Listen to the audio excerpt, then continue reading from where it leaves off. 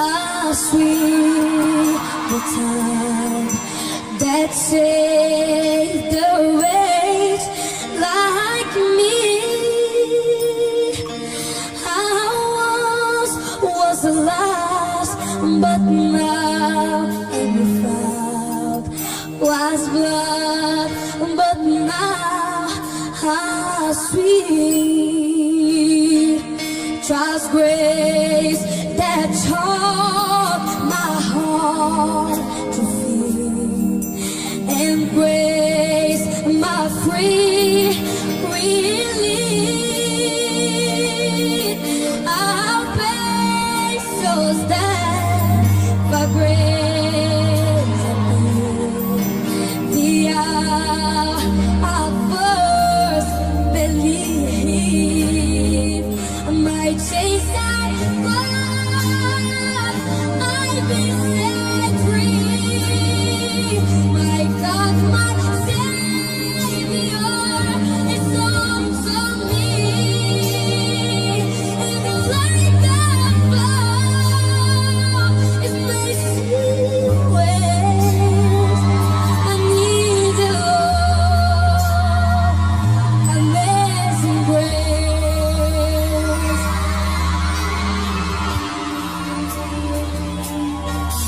The Lord has promised His word, my hope, security. Hallelujah, my shell and the part. As long as the life and glory, my chains are gone. I've been set free.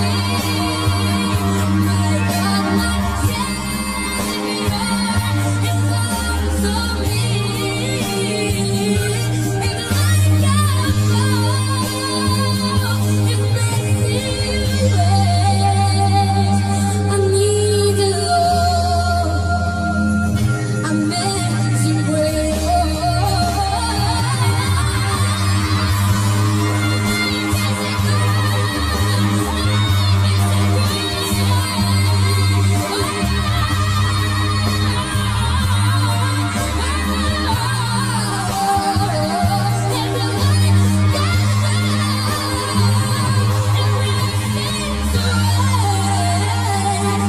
I need the Lord, amazing grace.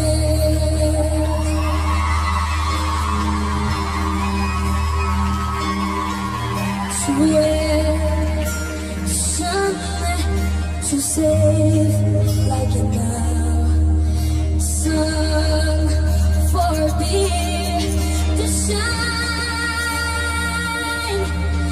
But God, why can't let me hear below you be forever? Hallelujah,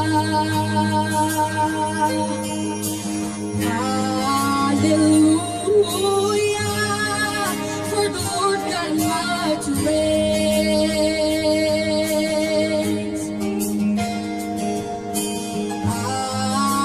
Hallelujah,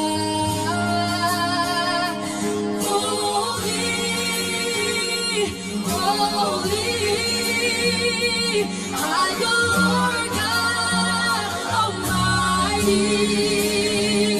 Worthy is the Lamb, worthy is the Lamb.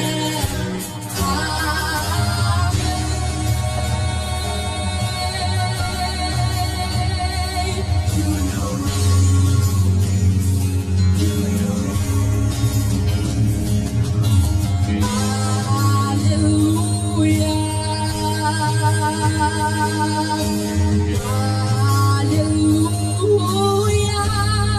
for the Lord God Almighty reigns.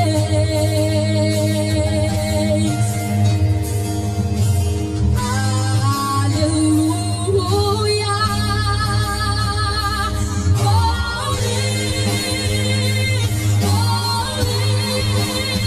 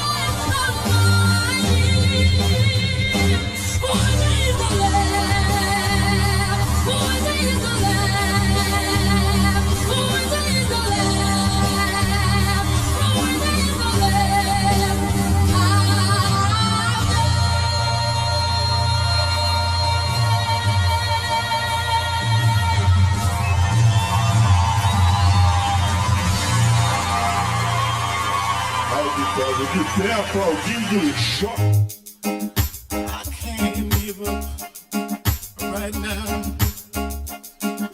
Whatever I need, He'll provide. If I only keep the faith, oh, I know He'll make a way. You see, I'm next in line. I know. Let me sing. I'm next in line for my blessing.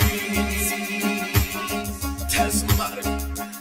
I'm next in line. I know.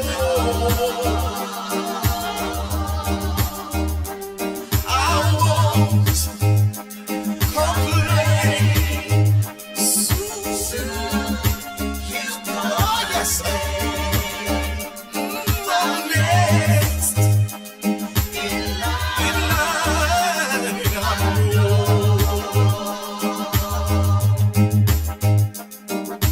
I took my burdens and I laid them at His feet.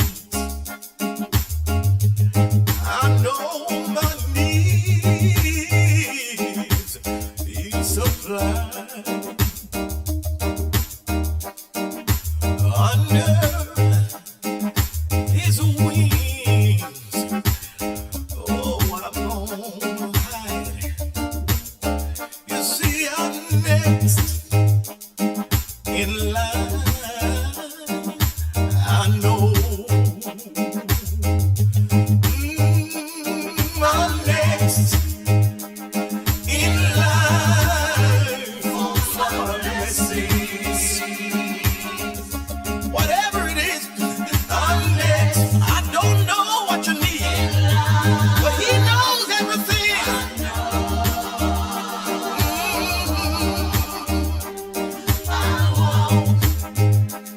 Complain.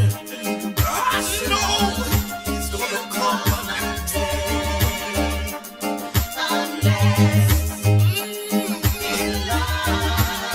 give Him the praise today. Don't complain. You see, sometimes it may seem like I can't make it over, but I'm gonna wait. Yes, I'm gonna wait until my change comes.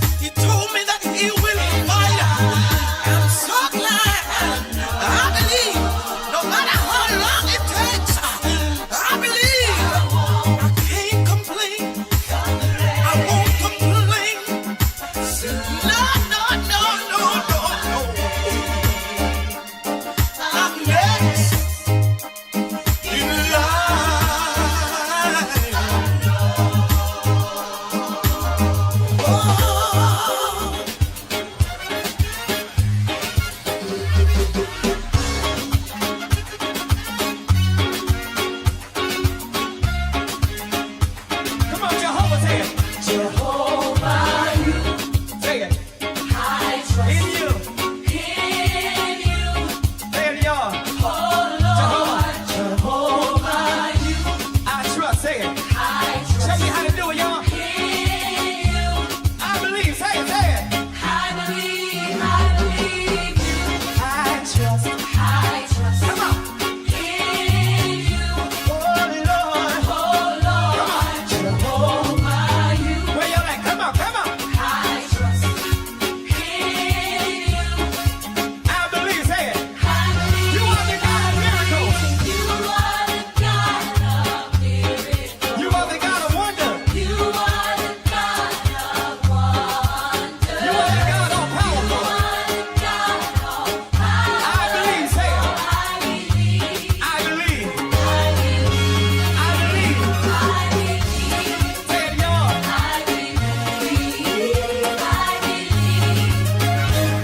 Come on. Let your feet get heavy. Let's go. Let's go. Come on. Somebody make some noise in here. Come on, catch it, Jehovah. I trust in you. Oh Lord, say it. Jehovah, I trust. I believe. Say it. Everybody say it. I trust. Come on. Y'all got your part over here. I can't hear you. Come on, say it. I trust. Say it. I believe. Say it. You are the God of miracles. You are the God of miracles. You are the God of wonders. You are the God of power. I believe. Say it. I believe. Say it. Say it. Say it.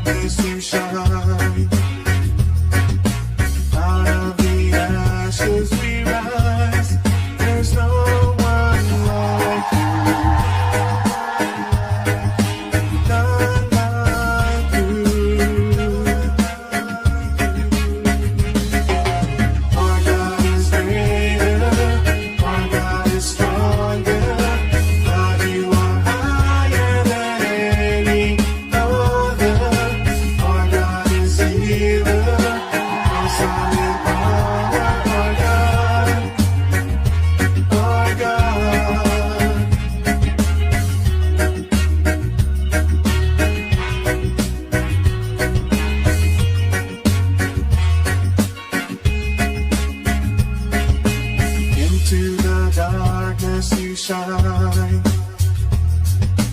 Out of the ashes we rise. There's no one like you. None like you. Our God is greater.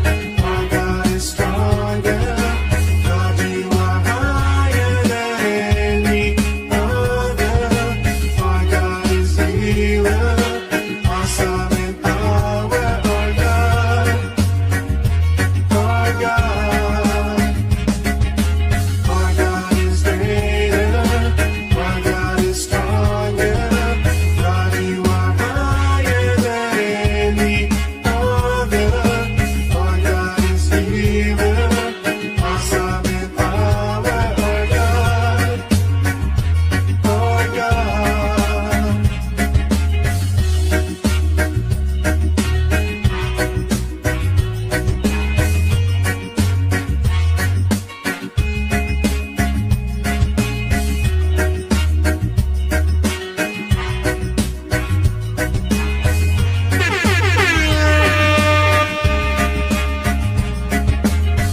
And if our God is for us, then who could ever stop us?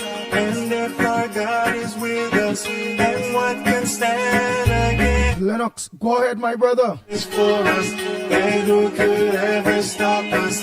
And if our God is with us, then what can stand against? Yes, indeed. Are you and me loud and clear, my friend? You're loud and clear.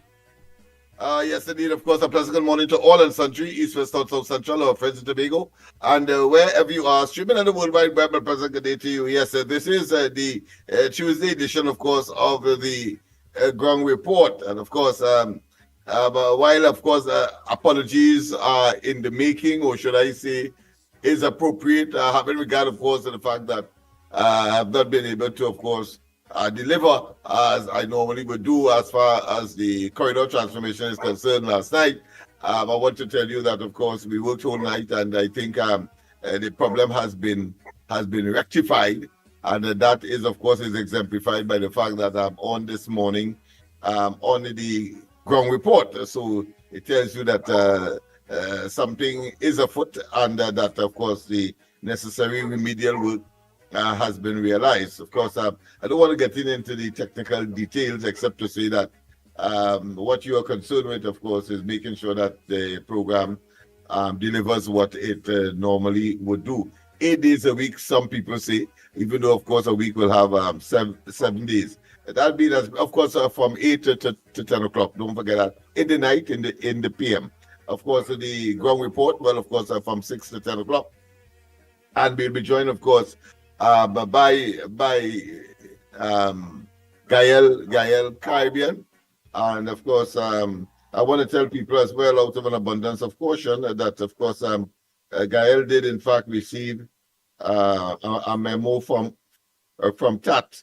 So I cannot overemphasize the importance of having good, what I consider to be palatable and reasonable contributions by both the host and of course by the callers as well, because I think a major concern that they would have had in that letter was that of course the callers.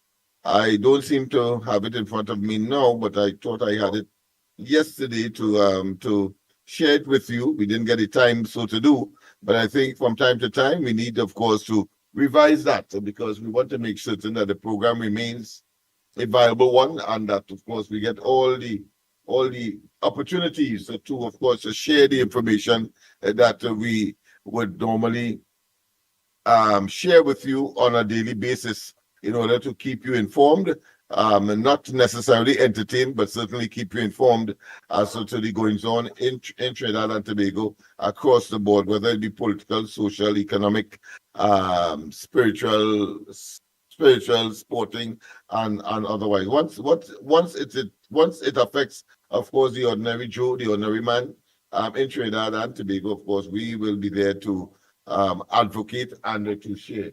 I'm trying to get my hand on that piece of correspondence at the same time so I can read from it. But suffice it to say that it is one that, of course, talked about children listening during the period that we would normally air the ground report, and therefore, of course, we and I wanted to, of course, share, but language such as SH, and you could SHI, and you could, of course, guess the rest. Words like that, please, we want to discontinue. And of course, very, very interesting that the letter came in at the ending, I believe, the 28th of last month. 28th of last month, which suggests that it would have been after the elections, but the so-called potential infringement would have been before the elections. And of course, it brings me to the topic that I want to talk about now, and that is, of course, what is going on at Tobago. It appears that the board is holding on. I don't think for its life, because I think if it has to hold on for its life, then of course its light will be out sooner than they think. But of course, there are actions that are taking place against the executive of that entity, where of course people are being fired. In fact, I think one was fired only yesterday. I think is the administrative, I believe, manager of that entity. And of course, their lawyers are looking at the matter.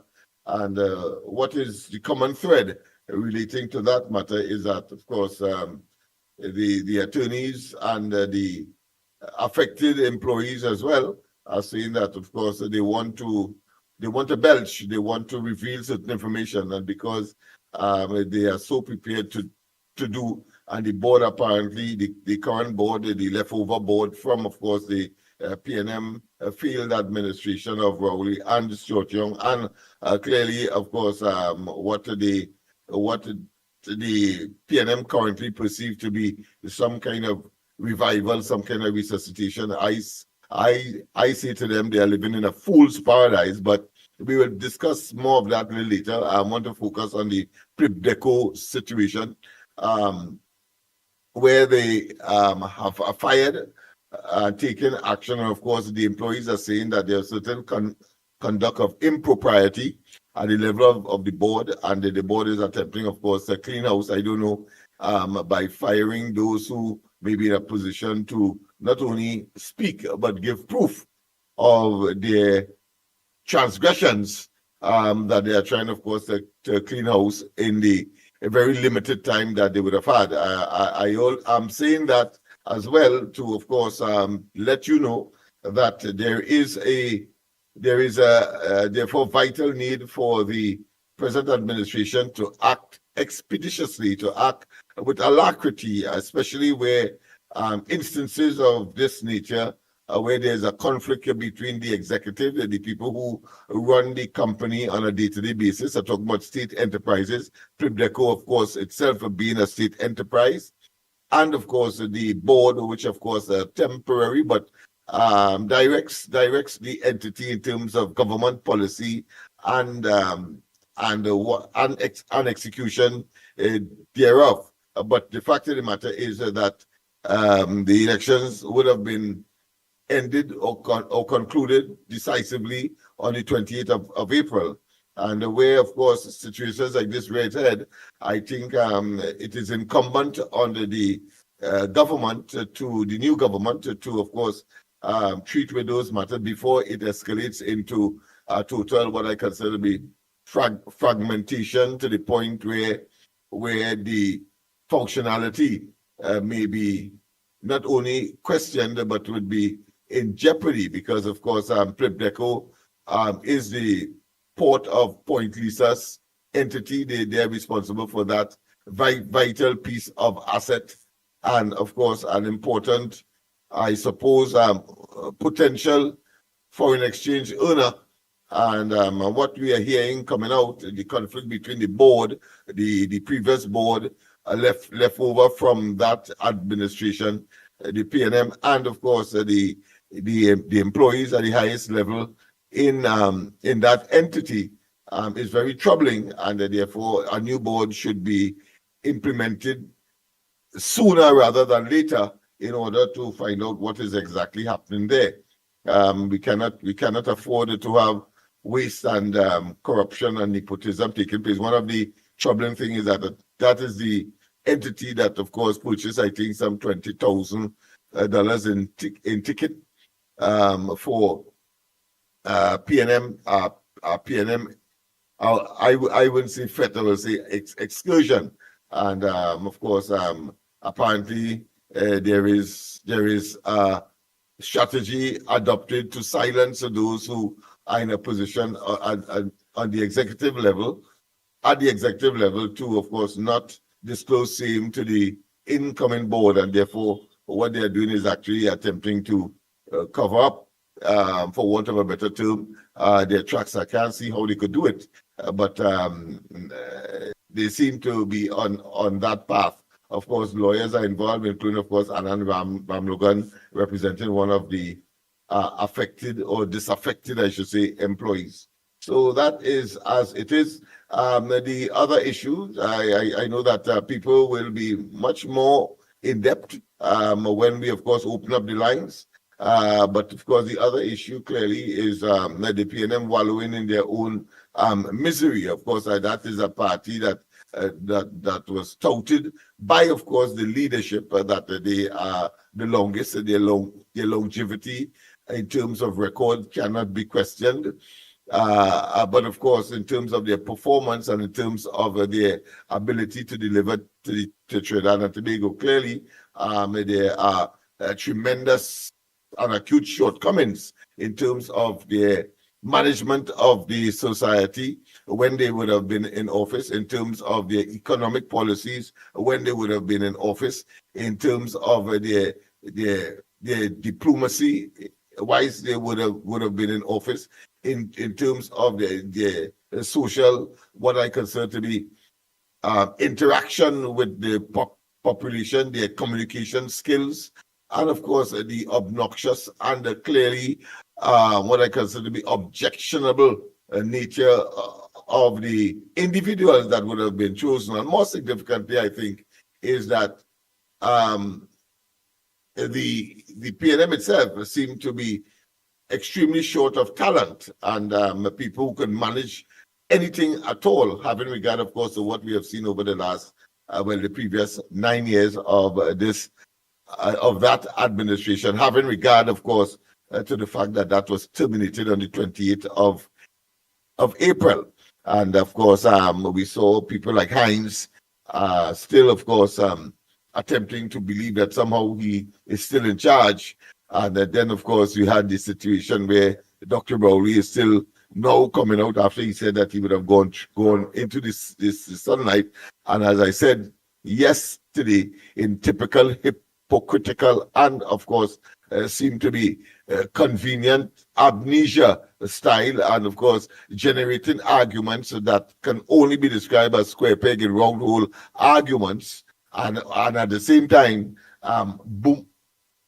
displaying boomerang talk. In other words, the talk reflects back to them, because of course his sudden concern for the University of the West Indies is mind-boggling when one tracks his utterances and his position on UWI before the 2015 general elections, when of course unfortunately he was propelled with a very slim majority, clearly 23 to 18 majority, very, very, very slim, nothing like the handsome, of course, decisive victory of 26 as was indicated and is a fact after the outcome of the 28th of April's elections this year. But the fact of the matter is that here he was, of course, playing for the UWI and saying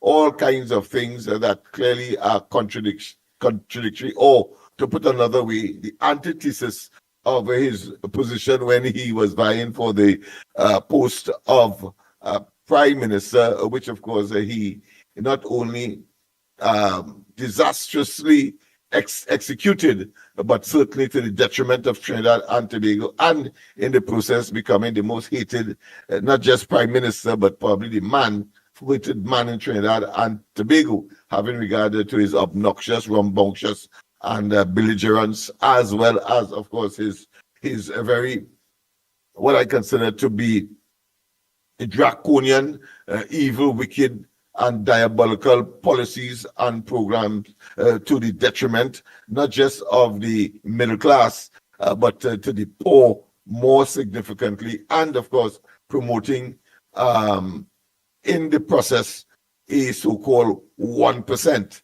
And that speaks volumes as to his temperament, his attitude, his policies, of course, which was carried within the bosom of the PNM, having, of course, a slim majority in the parliament, but yet still act as though they had a handsome majority, as is the case that is being enjoyed by the present Prime Minister, Kamla Prasad Bisasa, and of course the UNC and the coalition of interest, chalk and cheese, so to speak.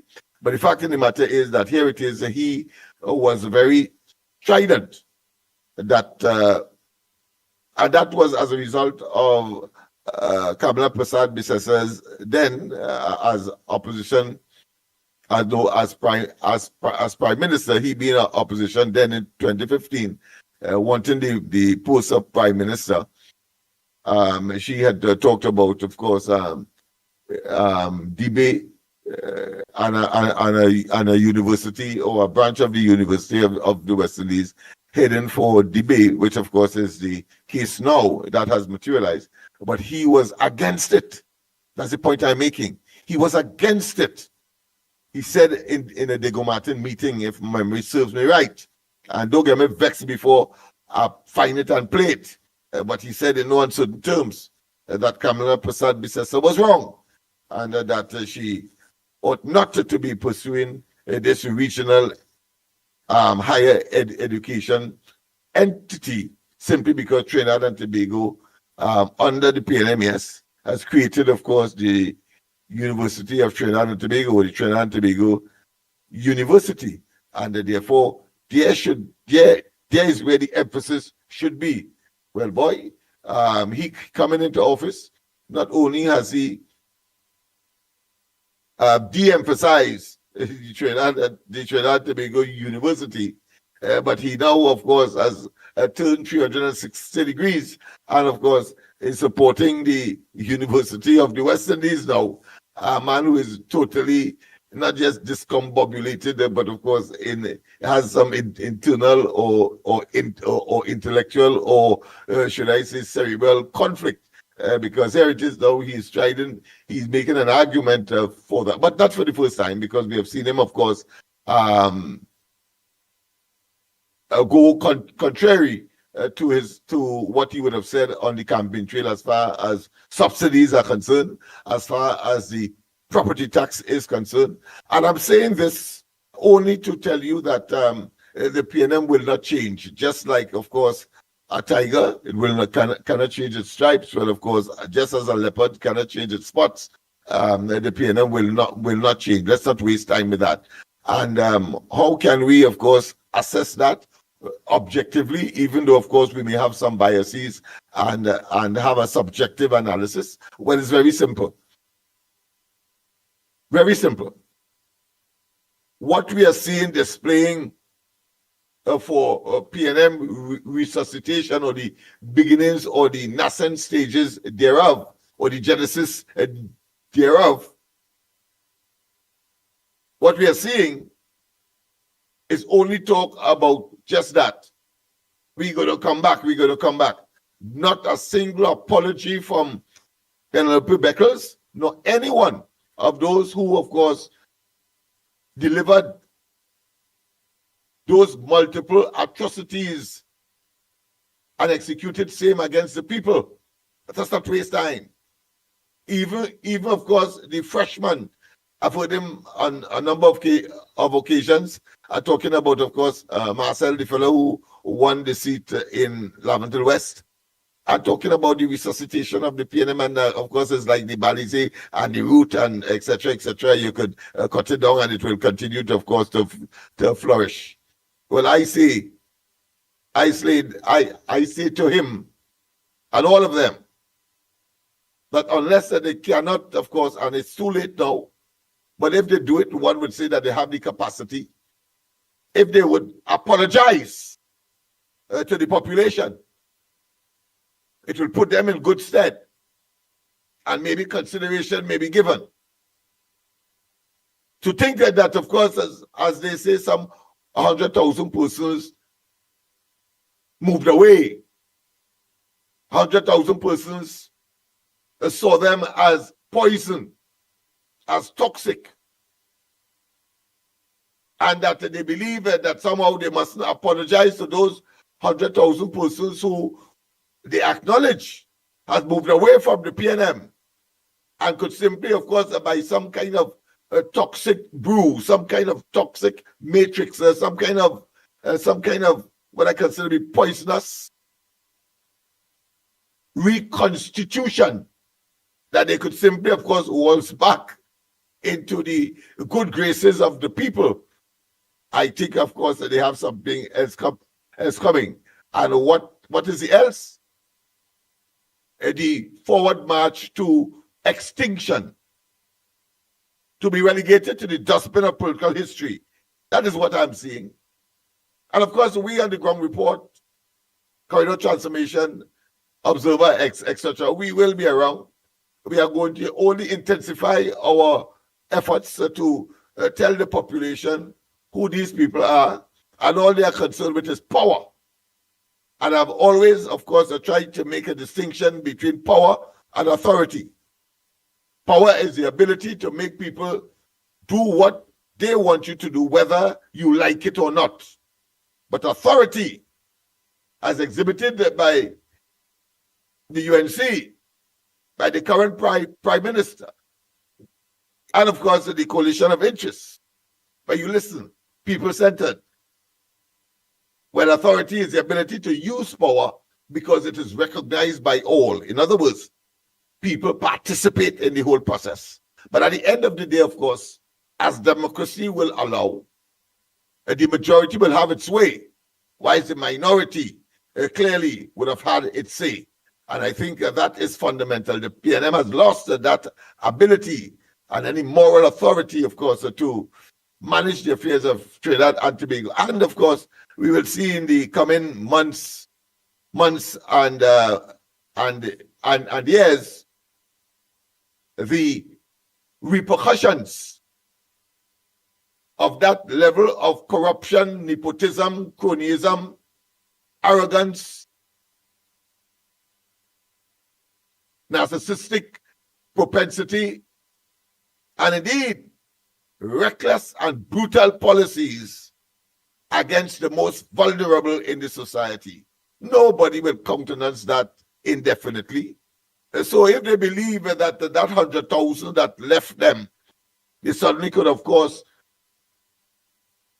regain some kind of traction, political traction or currency as a consequence of simply changing the executive and the leadership. They have another thing coming, because of course there are those who are going to be steadfast. There are those who are going to be not just resentful of that notion, but who are going to be resolute in terms of ensuring that we let that 100,000 and of course the many 100,000s that voted otherwise, that never would have voted for them or consider them. We'd have to make them understand. And therefore, of course, it brings me to the Laventilles, of course, where I consider to be my mind, my body, my soul, my focus is personally. And of course, I cannot overemphasize my thanks and great appreciation for Laventille East Movement for, of course, giving not just Love Lavatil Outreach for Vertical Enrichment, the political party that we formed specifically to deal with the Lavatil issue. Obviously, by the name tells you that we consider ourselves a regional party. I myself, of course, have been political leader. And of course, when people ask me, well, what are your numbers? We simply say that we are a party formed for the Lavatilians, and every single Lavatilian who cares to be so nomenclated, so considered, so described, so characterized, that they are our membership. It's free of charge, of course. We don't know what the future will hold, but certainly that is how we see it. Every single Lavatilian being, of course, member of Lavatil Outreach for Vertical Enrichment. We have an executive, of course, and we have a number of persons that we could rely on. That is why, of course, we were able to execute such a very efficacious campaign in Lavatil East Movement. And I want to tell you, our original position would have been to contest Lavatil West. But of course, there were last-minute adjustments. You know, you had other parties coming into the coalition of interest, like CUP, for example, and therefore adjustments had to be made.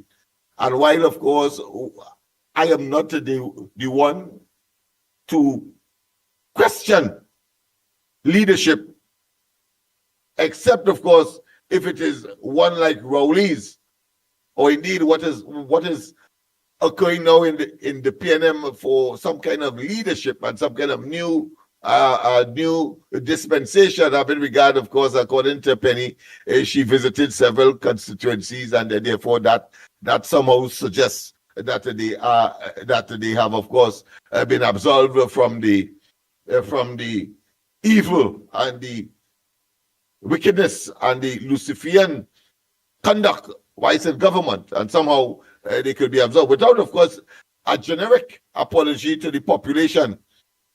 And that is the first step. Whether they will come back or not is highly questionable. But of course, at least they could start there. But they have not. And therefore, so far. But of course, I'm sure anytime they do it after, of course, this particular program, you would know that, of course, it is barely wolf in sheep clothing talk. It's just superficial. It's just superfluous. In other words, they don't mean it one bit. Otherwise, they would have done that from the start. But they want to demonstrate this arrogance. And this, of course, somehow believe that the PNM, or put another way, Trinidad and Tobago belongs to the PNM. And I've always asked the question, if it is that they believe that Trinidad and Tobago belongs to the PNM, and they said the source is Eric Williams, then I've often asked, and none of them could give me the answer. Who gave Trinidad and Tobago to Eric Williams? I say to them that that level of arrogance, that level of contempt for the people, that level of self-imposed aggrandizement and authority has no place in contemporary, egalitarian, educated, scientifically, and of course technologically advanced Trinidad and Tobago. And we will get more so, because of course the laptops will come back and everybody will get a laptop eventually.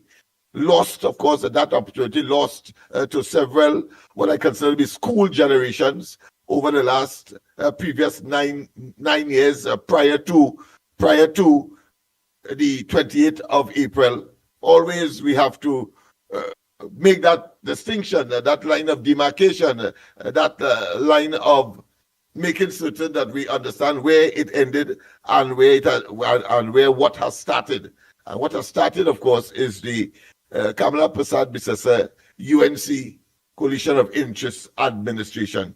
After, of course, the 28th of April, we have to be able to regurgitate from time to time, and they generate that line of demarcation to make people understand there's a commencement, there is a genesis, and there is, of course, a continuation, if you want to call that, or end, of course.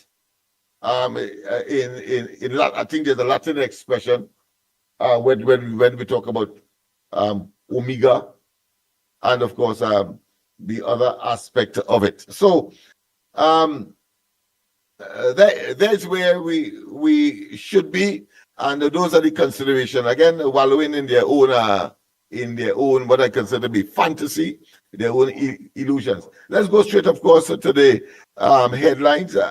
Andy will indicate when he wants to join the conversation, because I think he has something doing at this point in time, and therefore I will not have access to the phone. So even though you are minded to make a call now, it's only when Andy gets to what I consider to be the central operations of the ground report. He is at headquarters, so to speak. And then, of course, we can engage both in terms of your voice notes and in terms of your physical calls. So you will bear with me. But let's get on with, of course, of some of the headlines. Caribbean remains committed to clean energy. I think that speaks for itself. Caribbean remains committed to that. Vibes Cartel, concert promoter, promises media conference on June. Well, that seemed to have been a fiasco. The people are claiming Vibes Cartel associates, managers, and their operations are saying that the local promoters did not complete their contractual financial obligation, and therefore there was no show, no appearance. And of course, prior to that, and maybe alongside with that, a number of other issues, such as, of course, the content of the music that would have troubled the authorities in Trinidad. And of course, there are certain commitments that were made that would, of course, make certain that there was a compromise in such a way that the concert could have taken place. Well, in fact, it did take place. The only thing is that he didn't show up. So that's an internal matter, and I suppose has legal ramification. Of course, I took note of the fact that of the amount of foreign exchange that would have been deployed for this project, for this exercise. And I see that Mr. Tanku, Dave Tanku, the Minister of Finance, has, of course, joined in that conversation. I don't know from what angle he's concerned, because from my understanding, from the readings that is, that of course most of that money came from outside of Trinidad by investors who would have invested in the concert, but of course would have been located outside of Trinidad in the United States in particular, and therefore most of that money would have been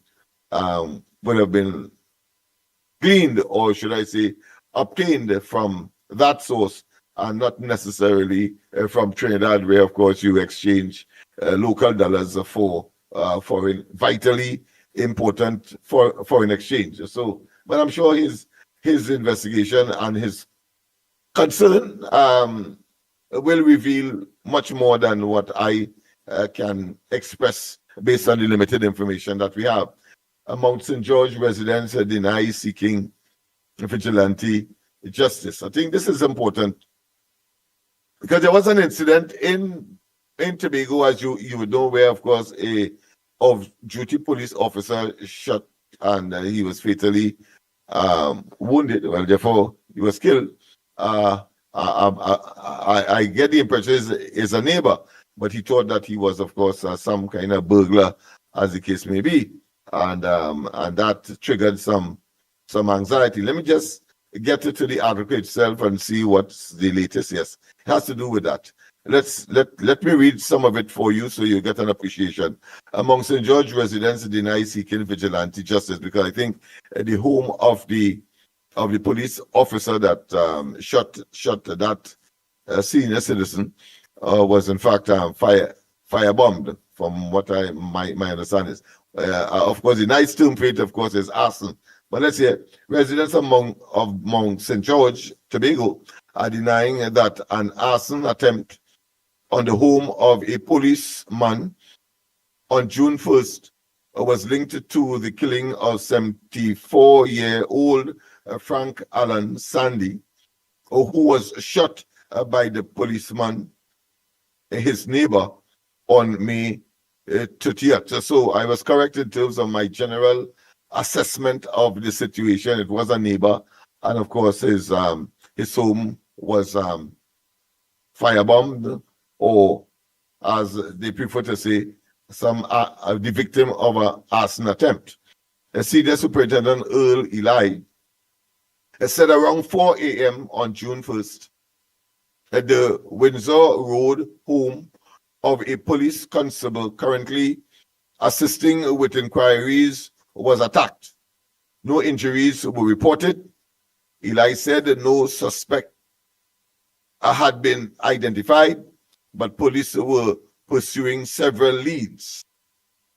Fire officials told Newsday on June 2nd, which will have been yesterday, that they received no report of a fire in the area. Eli said it was a reasonable assumption that the arson attack was related to the shooting.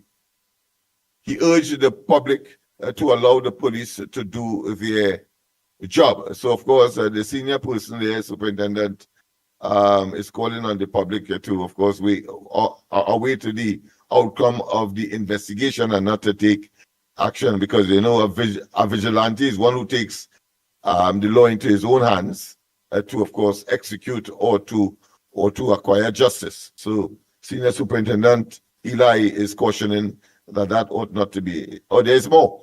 Speaking to Newsday on June 2nd, on condition of anonymity, among St. George residents said they heard about a fire, but didn't see anything. Look at the distance between the house. We heard nothing like this, a woman said. She is pleading with the public to allow the police to do their job and let the full truth come out. Everybody speculating. We are in pain. My advice would be to just give it a few days until the investigation is completed. Let the investigation conclude and then allow the chips to fall where they may. Unquote. She added, if it had a fire, it's not connected. That's as much as I can say. Another resident said she was shocked when she heard about the incident via media reports. That shocked me because I live close. Look, my house right there. As far as I know, there was no fire there. People are trying to remain relevant. Both families are hurting. Come on. Another person said, we live right here and don't know of any fire. Unquote. Police sources said around 5 a.m. on May 30th, the police officer who was reportedly off duty at the time was at his home when he was awakened by the sound of dogs barking. He allegedly heard a noise coming from the upper floor of the house and a tugging sound at the front of the door. According to the police report, upon investigating, the officer allegedly saw a man trying to enter the house. It is alleged that the man lunged at the officer with an object in his hand, and fearing for his life, the officer fired his licensed firearm, hitting Sandy, who collapsed. Sandy was taken to the Scarborough General Hospital for treatment, but died. Eli, of course, the senior superintendent, is saying, Eli told Newsday investigators are awaiting a forensic autopsy, but the probe continues. The autopsy is a major part of the investigation, but there are other aspects of the investigation taking place. but the autopsy is the major part of the investigation. Sandy, daughter, Melissa, said her father got into an accident years ago and had a hearing issue. I see. So of course, more evidence coming out. So Sandy, who is the man who was shot by the police officer, had a hearing issue. He got into an accident some years ago. So you see why he probably couldn't hear when the police officer maybe attracted his attention. She said that she had been visited by police officers who offered condolences and also advised her of services provided by the Victim and Witness Support Unit. Sandy said she agreed to counseling, but none had been provided as yet. So that is the nature of that particular incident. I thought I should at least give you some detail, largely because it has to do, of course, with some people in haste, blood rush up, as some people would say, the head, and they decide, of course, because there's a senior citizen that was killed, and by a police officer who is trained and should be, I don't want to say more cautious, but of course that might be an appropriate word, having regard to the fact of his training, and therefore be more discerning before, of course, he discharged his firearm. So we'll see how that pans out in terms of the investigation, according to Eli, the senior superintendent there. So that is as far as that is concerned. Let me just say that Tobagonians, we know that you are grieving, but yes, of course, and there are two sides of a story. Some say three. There's the right side, the left side, and the middle side. In other words, the correct version. But let's see what transpires then. Foreign Affairs Ministry, U.S. new student visa pause temporary. Let me look at this one as well, because I think this will be important for students who are studying abroad, one, and two, those who may be contemplating going abroad. But more significantly, the policy of the Trump administration as far as foreign students are concerned. You notice Harvard University is, of course, reeling from a kind of what I consider to be conflict. I don't want to say attack, but conflict. Because, of course, the Trump administration is saying that they are anti-Semitic, meaning that they are opposed to Israelis. And therefore, of course, they want to withdraw or hold back funding for that university. Incidentally, from my reading, I understand it's the oldest university in the United States.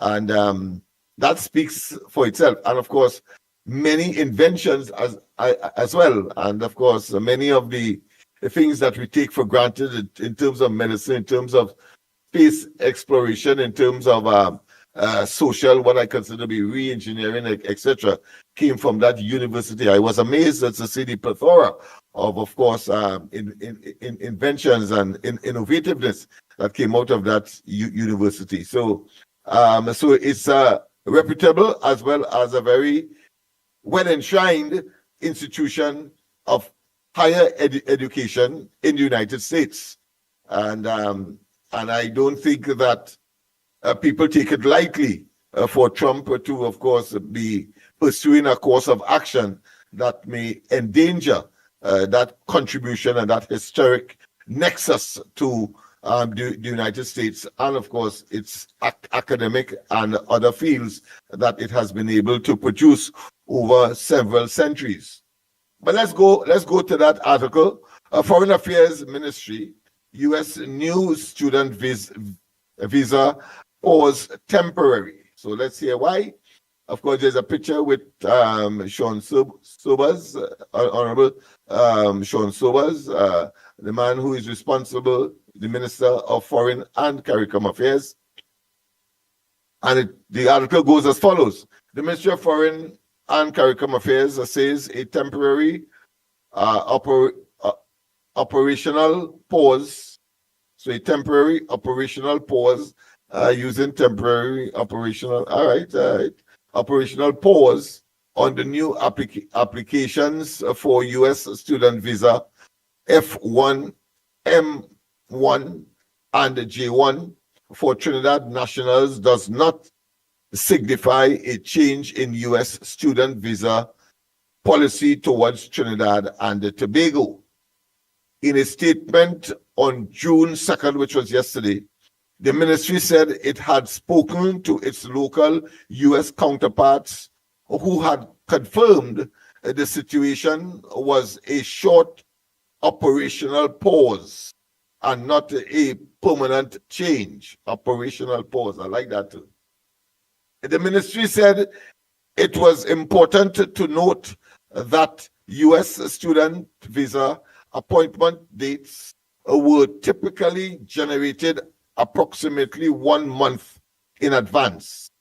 Therefore, all students who have already secured and received confirmation for their visa interview appointments will have their appointments honored as scheduled. So let me repeat that. Those of you, in other words, who would have had over a month ago gotten confirmation of your appointment to meet with, I suppose, officials of the Visa Department or Immigration Department of the United States Embassy, that schedule is not broken or in any way will be interfered with, according, of course, to the information we have here. So please do not speculate, but go and as if you are going according to schedule, based on the arrangement with the embassy or the agency that intercedes on behalf of the embassy to generate, of course, appointments. Go ahead and keep that appointment. You know what the alternative is. They may well tell you that you didn't keep it and therefore you lose that money that you would have paid upfront. That is as simple as that. The current pause specifically pertains to the submission of new student visa applications. So there you have it. I mean, in a nutshell, those of you who would already got an appointment, you keep it.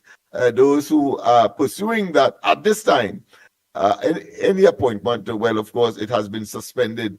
But as they say in the message, let me make sure, because I would have said procedurally pause, but they said operational pause. It is an operational pause. I would have said procedural pause. But that's how it is. That's there too. The ministry said it understood the concerns and anxiety that might be raised among students and their families. It said it remained hopeful and anticipated a swift resolution with a return to normal processing of new student visa applications once the internal review by the U.S. authorities was complete. So there you have it. Oh no, there's more. The Ministry of Foreign and CARICOM Affairs will continue to monitor this situation closely and will issue further updates as new information becomes available. We advise all individuals to stay informed through official channels and not unofficial channels. Don't go by hearsay or gossip. The statement comes after the U.S. State Department issued a directive on May 27th instructing embassies and consulates worldwide to temporarily halt new appointments for students and exchange visitor FMJ visa appointments. The directive said the temporary pause had been implemented as part of an effort to expand social media screening and vetting for prospective students via applications. So let me read that again, a little puzzled here. The directive said the temporary pause had been implemented as part of an effort to expand social media screening and vetting. Social media screening and vetting. I suppose they're talking about vetting the individuals who are coming. And most likely, I understand their strategy. Most likely, every one of them would have had some kind of social media footprint, and therefore they want to vet on social media whether they have some kind of record in their past that merits either they not being offered a visa, right, for prospective students, visa applicants, right. According to data from the U.S. Homeland Security, student and exchange visitor numbers reports, TT had 1,977 students studying in the U.S. in 2023. In 2022, the number of TT nationals studying in the U.S. was 1,800. So there was a reduction of about 1,000 the previous year. Yeah, the previous year, because that is in 2022. And in 2023, of course, it ramped up by 1,000 to 1,977. On May 30th, Foreign and Caricom Affairs Minister Sean Sobers told Newsday by telephone that he would need to request the number of nationals that have gone to the U.S. to study in the last two academic years. The students interviewed by Newsday said that they were hopeful the application pause would be lifted soon so that they could study in the U.S. Right? So that's the end of that particular article. So I think those of you who are contemplating, and why I take the time to do it, you see, being an educator myself, I know that school will be out in July.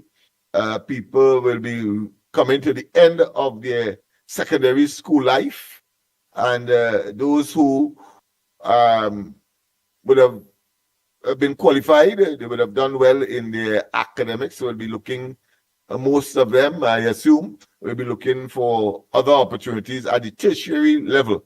And therefore, the United States is one place that they'll be looking at, apart from the UK and other countries. But of course, we gravitate to the United States largely because of the proximity, and maybe the cost as well, and the fact that, of course, they speak English just as us. I don't think much people will be going to a Spanish-speaking country to, of course, pursue tertiary education, unless, of course, they are fluent in that particular language and their culture and all of the other factors that will go with such a choice of somebody pursuing their academic studies. So good luck to all of you. First and foremost, of course, in the local exam, the Caribbean Examination Council's exam, and as well as, of course, those who would have gone on to advance and those who now want to go to their to tertiary education. Andy will give me a note as to whether or not he is ready. But of course, I'm here simply because I'm not at master control. Andy is there, and therefore telephone as well as voicemails I will not have access to. So I am merely filling the gap, so to speak, by, of course, I'm giving you information that I will not normally get the opportunity so to do, or we may not be as elaborate as the opportunity has now presented itself for so many across the board. Mr. Smith, I'm here, right? So you could go ahead. You're there. All right, sorry about that. Well, all right, Delia, what to do? Give the callers the number, and then, of course, we can we can entertain some calls. So sorry about that. And you could play some voicemails as well if you prefer. So the choice is yours. What you would to give out the numbers and so, and I would receive the calls that I was here. You want me to give out the numbers? That's right, yeah. Okay, all right. The numbers to call people, of course, are 225-6644, 225-6644, and then you have another one, of course, 239-5120, 239-5120. And of course, those of you who want to give us the WhatsApp, meaning that you give us a voicemail, well, that number is 366-3053, 366-3053. So the choice is yours. If they are callers, well, of course, you deal with that. And if they are voicemail, well, of course, you know what to do. Thank you. I'll pause for now.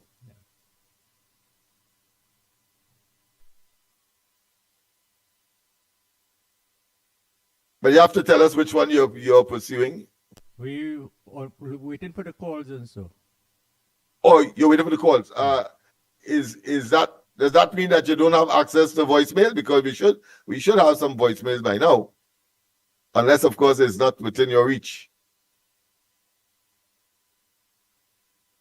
The voicemail is supposed to come on my phone, 326-445. Oh, and you're not seeing it. All right. I know Andy. Yeah. Andy has exclusive control of that. So wherever he is, he will have to, of course, convey. All right. So the lines are open. Once again, of course, the lines are open. My apology. I didn't know that, of course, there was a substitute, if you want to call that, technical person at master control. Otherwise, I would have at least introduced him to you and to say that I will pause at any moment. So the numbers to call once again, of course, the lines are open, 225-6644, 225-6644, and of course the other one, 239-5120, 239-5120. Don't forget, of course, the WhatsApp.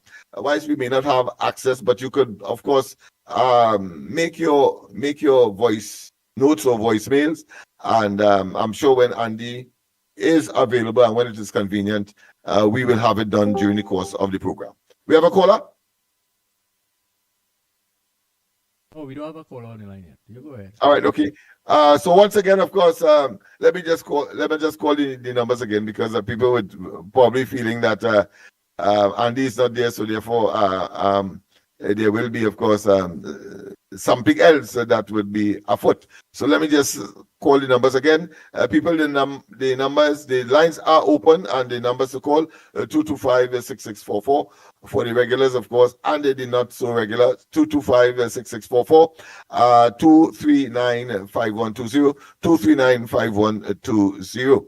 So when you're ready, you could make your calls. In the meantime, of course, we have a call. Yes, I'll be back in a little bit. Lennox Smith. So again, the numbers, I already heard the numbers from Lennox Smith. Call the lamb line. I will organize and send the voice notes to main control. So don't forget the numbers, Trinidad and Tobago. I'll be back in a little bit. 225-6644, 225-6644, or 239-5120, 239-5120, or send a WhatsApp call at 366-3053, 366-3053. So for now, call the lamb line, but Lennox Smith, you can go ahead by the time where it's in the headliners, while we are waiting for. Yeah, just interrupt me, technical person there. If you have a call, I will pause. We give way all the time to the callers. So I want just that we have this issue this morning. So of course Andy is unavoidably indisposed, and of course we have to continue with the program. I trust that the information has been gleaned or delivered to you is helpful, particularly of course for those who might have been directly affected either by visa or those people in Tobago that may have been looking on as to that unfortunate incident with that off-duty police officer that caused the death. Oh, we have a caller? All right. Pleasant good morning. Welcome to the ground report. A pleasant good morning, Andy. Good morning. I'm down here, yes. Mr. Lennox, Mickie, Director of Guile Family Workers Platform, and all on the live stream.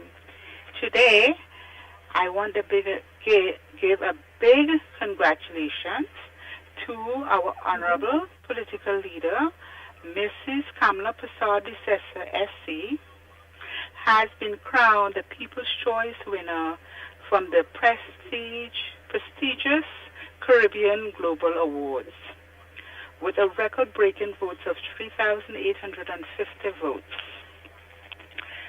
from across the globe. Second place. Wow, that is wonderful.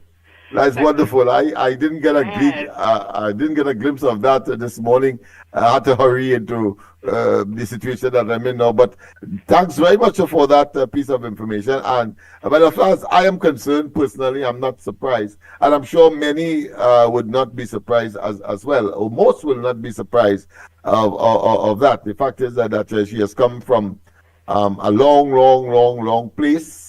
I say a long place in the sense of the humiliation and the criticisms and all of the political and non-political acrimonies, if you want to call it that, that was leveled against her, and to just rise above all of that and to be where she is today, I think is a tremendous feat. So thank you for that piece of information, my dear. I am so proud. Second place is the Honorable Raz Gonzalez. Hello. Third place is the Honorable Mia Motley, SC Barbados. Fourth place, the Honorable Andrew Holness, Jamaica. And fifth place, the Honorable Dr. Irfan Ali, Guyana. Wow. So she beat everybody. She beat everybody to first place. I am so proud. Our Prime Minister's dedication and leadership and connection with all people of this country and the Caribbean speaks volumes. May God continue to bless and keep her. Thank you, gentlemen, and have a blessed day. Yes, indeed. Yes, indeed. Yes, indeed. Well, once again, of course, congratulations from the ground report to We got a next caller on the line, please. the Honorable, of course, Prime Minister of Trinidad and Tobago, Republic of Trinidad and Tobago, Mrs. Kamala Prasad-Bissessar, for captain that award. Go ahead. Good morning, Lennox. Hello? You have another call? Yes, Lennox. Yes, go ahead. Sorry, but again, a little difficulty on this side, so you'll appreciate if I'm talking out of turn. It is as a result of that. Not that I want to interrupt you. So go ahead. Okay. Lennox, good morning to you, Mikey, Andy, and the technicians, and to everybody out there. First, I want to congratulate Mrs. Prasad-Bissessar on getting the award for the Caribbean, oh God, I forget what's the name of the award. I was so repeating it all morning that I forgot what it is. Anyway, the Caribbean Global, I was told, Global Award. Yeah. To 2025. Congratulations to her. And Lennox, this is the second award that she is winning as the second term as Prime Minister. The first round she won with the Glamour Award magazine, the Glamour Magazine Award, right? And she, along with Princess Rainier and four other women, won the award, right? And now she come again and she copped the for 2025 the Caribbean Global People's Choice Award. Congratulations to her again. And Lennox, I want to tell all the naysayers and them, and I'm going to say this morning, you know, make here what, right? All the naysayers, all the PNMites, and all of them PNMites on the workers' rights platform. That's a PNM platform. All they could run all their mouth on the lady. She was running her business, right? And all they could say what all you want. Her government will not fail. Her government is there for 5 years and more. And she will look after the people of this country, right? People just not looking at her and saying, oh, she can't do this and she can't do that and she's weak and she's sleeping or whatever, right? When Rowley used to be on the golf course, Lennox, nobody saying a word. But they because they're not seeing the woman. I wonder how many times we used to see Rowley. How many times? Yeah, that indolent, lazy son of a... Yes. Lennox, we never used to see him, maybe at a press conference and then he buffing up everybody, right? He alone taking it over and whatever. We never used to see him. But suddenly, you know, they want to see her. They want to be up in her. She must be up in their face. But run all your mouth while she running her business. You hear? Lennox, these, Yes. I don't know. I wish somebody could tell me, and I know it's something that is bothering everybody. Where did this man get all that U.S. money from, that Forex from? People cannot even get a little $200 to send for their children away and whatever. And look at how much money this man get. Where he get it? How did Central Bank? Well, they can't say Jawala do it because Jawala not there yet, right? So where did he get all this money? You know, we would really Well, like to. I'm not going. I'm not going to speculate, but I gleaned from the article that it appears that the investment into that concert came from the United States. So it might have been, of course, persons with a readily available foreign currency may have, of course, foot the bill, so to speak, or a substantial part of it. But we wait to hear what Tanko Well, has you to know, say because Lennox, he in the has expressed absence of an interest as to the source of that of fund. that, right, the source of, but we only hope he don't do Yeah, like because Kabir and he's not supposed to give us get the source of paid funding. in US, and even in that situation, it appears that there has been a breach. There was a shortfall, so he didn't appear. He didn't appear, but you know, everybody running them out now. That is Kamla and Wayne Search calls him not to come to the concert or whatever. You see, this is where PNM education come in. This is where it come in, right? They know what Yeah. is going on, but they're blaming Kamla. It's and wishful Wayne thinking, Search. is cognitive dissonance really. They have lost. They cannot accept the loss, and therefore yes, it they are still have going them to see. snap at Yes. anything to, of course, Yes, justify a monumental and massive defeat. Yeah, it still have them antsy Lennox, right? But as Yes, you know, we yes. always say, in the absence of information, there's a lot of speculation. And I telling you, there's a lot of speculation going on as to where this money came from. But we'll move on. And I also Yeah. want to thank every citizen, every single citizen who helped this young lady for her goal to get to Yale. Everybody, and she made a video with it thanking them. She says they got more than they asked for, right? And everybody came out and supported this child, right? And before I go, Lennox, I also want to thank Wall Street. Wall Street was very instrumental since Sunday when it came out, right? Since Sunday, Monday, Tuesday, and Thursday. I think Thursday was the last day because the Friday was the holiday, right? But they couldn't still vote, but he didn't have a program.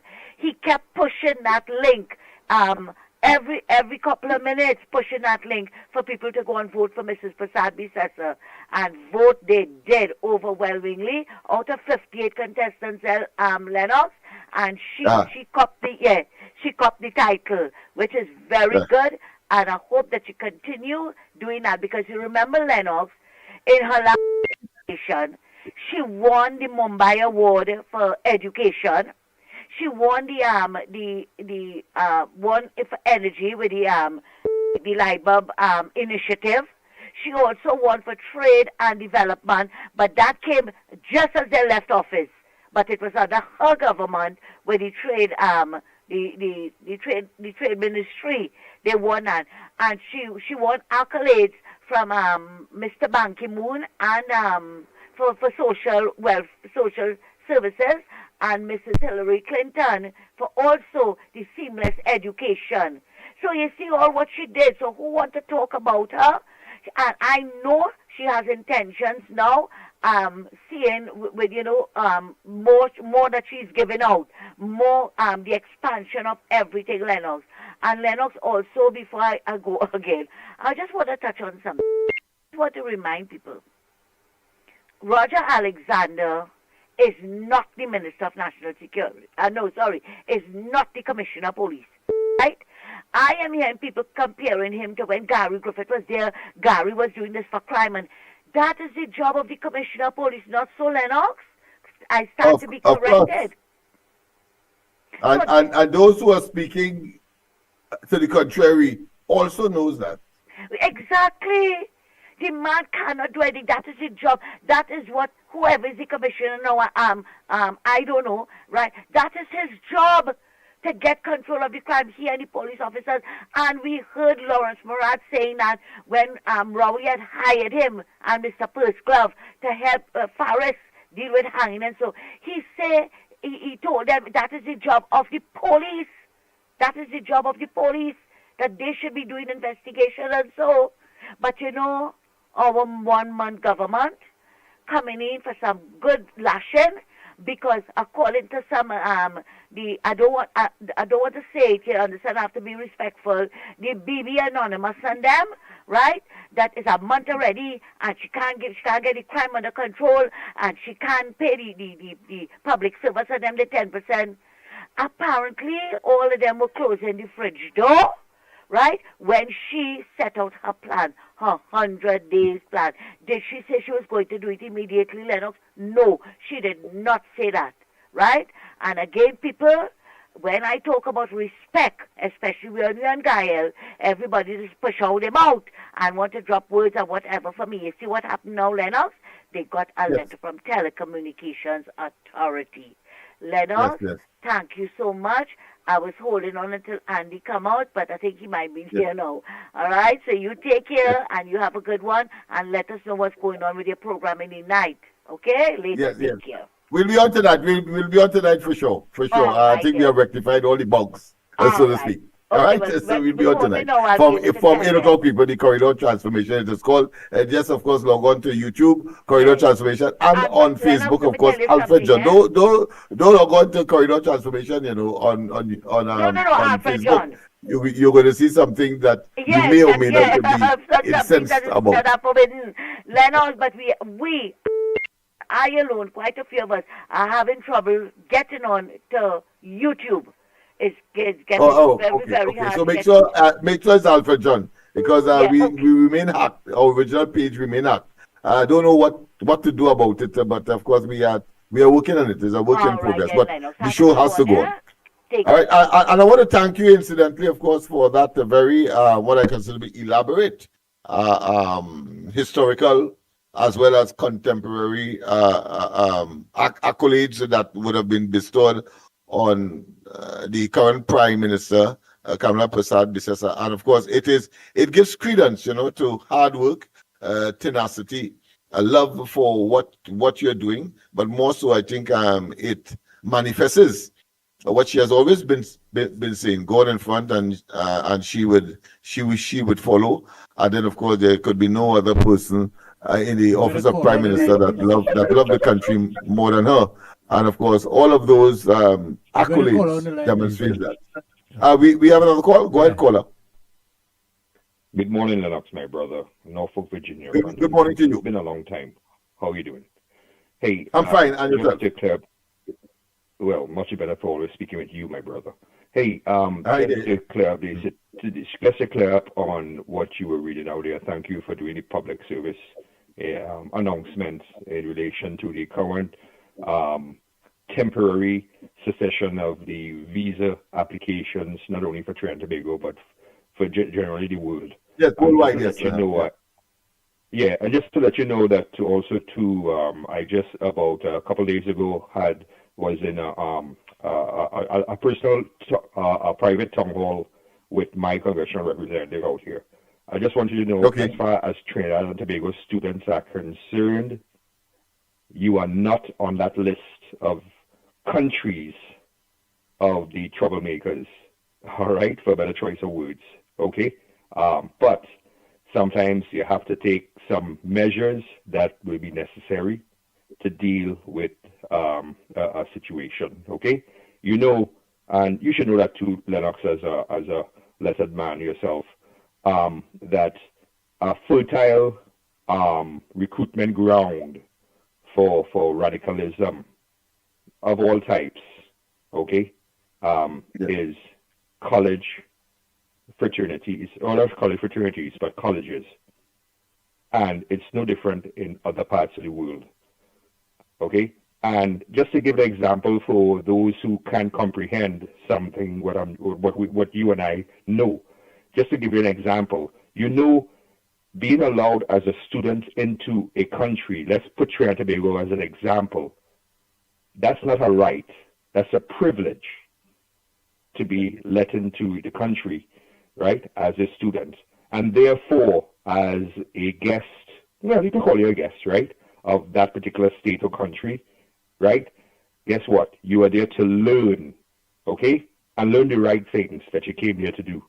And just to give you an example, it is not right if, for example, you're here in Trinidad as a student from wherever in the world and you come from, and then you are joining like demonstrations right outside the current Prime Minister's office or home and saying, you know, Kamala, you know, to hell with Kamala. And even in England, we've seen it. Well, London has fallen as far as most British are concerned. Because I remember even back in the days when Tony Blair was Prime Minister, a lot of the radicals, they would stand outside Downing Street and they're saying death to Tony Blair. But here's the question you have to ask. If it is so, if, for example, America or the Western hemisphere, which includes Trinidad and Tobago, right? If we are so evil and we are so racist and we are so whatever, what the hell you doing in our country? Okay, so that's basically, you know, the situation as far as that is concerned. Okay, and from a personal level, I can tell you also, when I worked in the biotech industry, we had a guy, and I wouldn't name the country, could be from any of the, you know, bad players. And when I was in the biotech industry, we had one of the guys who worked with us, and he was a student at one of the local universities. And you know something, Lennox? He was picked up, and this was long before what's happening now. Okay? And do you know he happened to be an intelligence officer for one of the radical countries that against Western interests? All right? And that's what's going on right now. And it's not just one or two bad players, as I heard them over in a PNM station, you know, talking about this. So anyway, Lennox, that's my, you know, little contribution and Thank you very much. And this is something temporarily, but it's very, very much. Thank you very much, of course, for that contribution. I think it has spoken volumes. It reminds me, of course, of something of historic import and at the same time relevant to our current circumstance. Because, of course, and you're quite right, it is global. But I remember, of course, Gandhi, who started, of course, his activism in South Africa, but then had to, of course, go back to India. So Carmichael, of course, he started his activism in the United States and was banned from Trinidad. So he had a reverse kind of situation to deal with. And then, of course, we see contemporarily what the UK has been saying about us in terms of persons, of course, arriving there as refugee and so on, and then when they reach there, they then, of course, exploit this. Visiting and then, of course, then converting themselves to refugee status, taking advantage of the magnanimous, I should say, and a very pleasant accommodations there. But it turns out that of course, there are certain criminal elements that have been seeking refuge there by that mechanism, and they have clamped down on it. So I think, as is the case in Trinidad, we have a duty. For example, we have quite a large influx of Venezuelans, and of course they are here without being vetted, and therefore the time would have come when our criminal justice system can no longer countenance or have the patience or the capacity to tolerate, having regard, of course, to our exponential increase in blue-collar crime activities. And therefore, of course, we too have to do the same. Suppose vice cartel is a typical example, even though, of course, it's not very pronounced. But of course, it is one that says that these kinds of elements cannot be entertained within our borders, because it creates more socio-economic and psycho-cultural challenges for limited resources that could be, of course, deployed in the remedying or controlling of these human human situation. Let me put it that way. Of course, the sociologists will talk about the subterranean culture. Well, I think that's what we are referring to. So it's always important.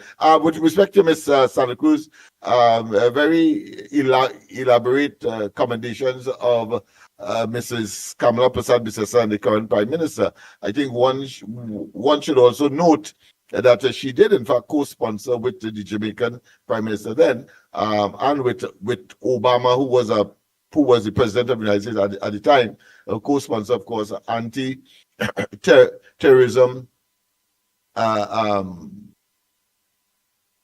arguments at the United Nations as well. So she has been commended for that as well, and I'm sure that if the past administration and Rowley had taken note of that, he would have been able to do better with the United States government in a very early stage, as opposed to what he did that created all kinds of problems for us. President, good morning. We have another call. Pleasant good morning, gentlemen. Calling from the Barrackport here. Gentlemen, we're talking about Vybz Kartel and the type of music and influence he would have on our society and all these kind of things.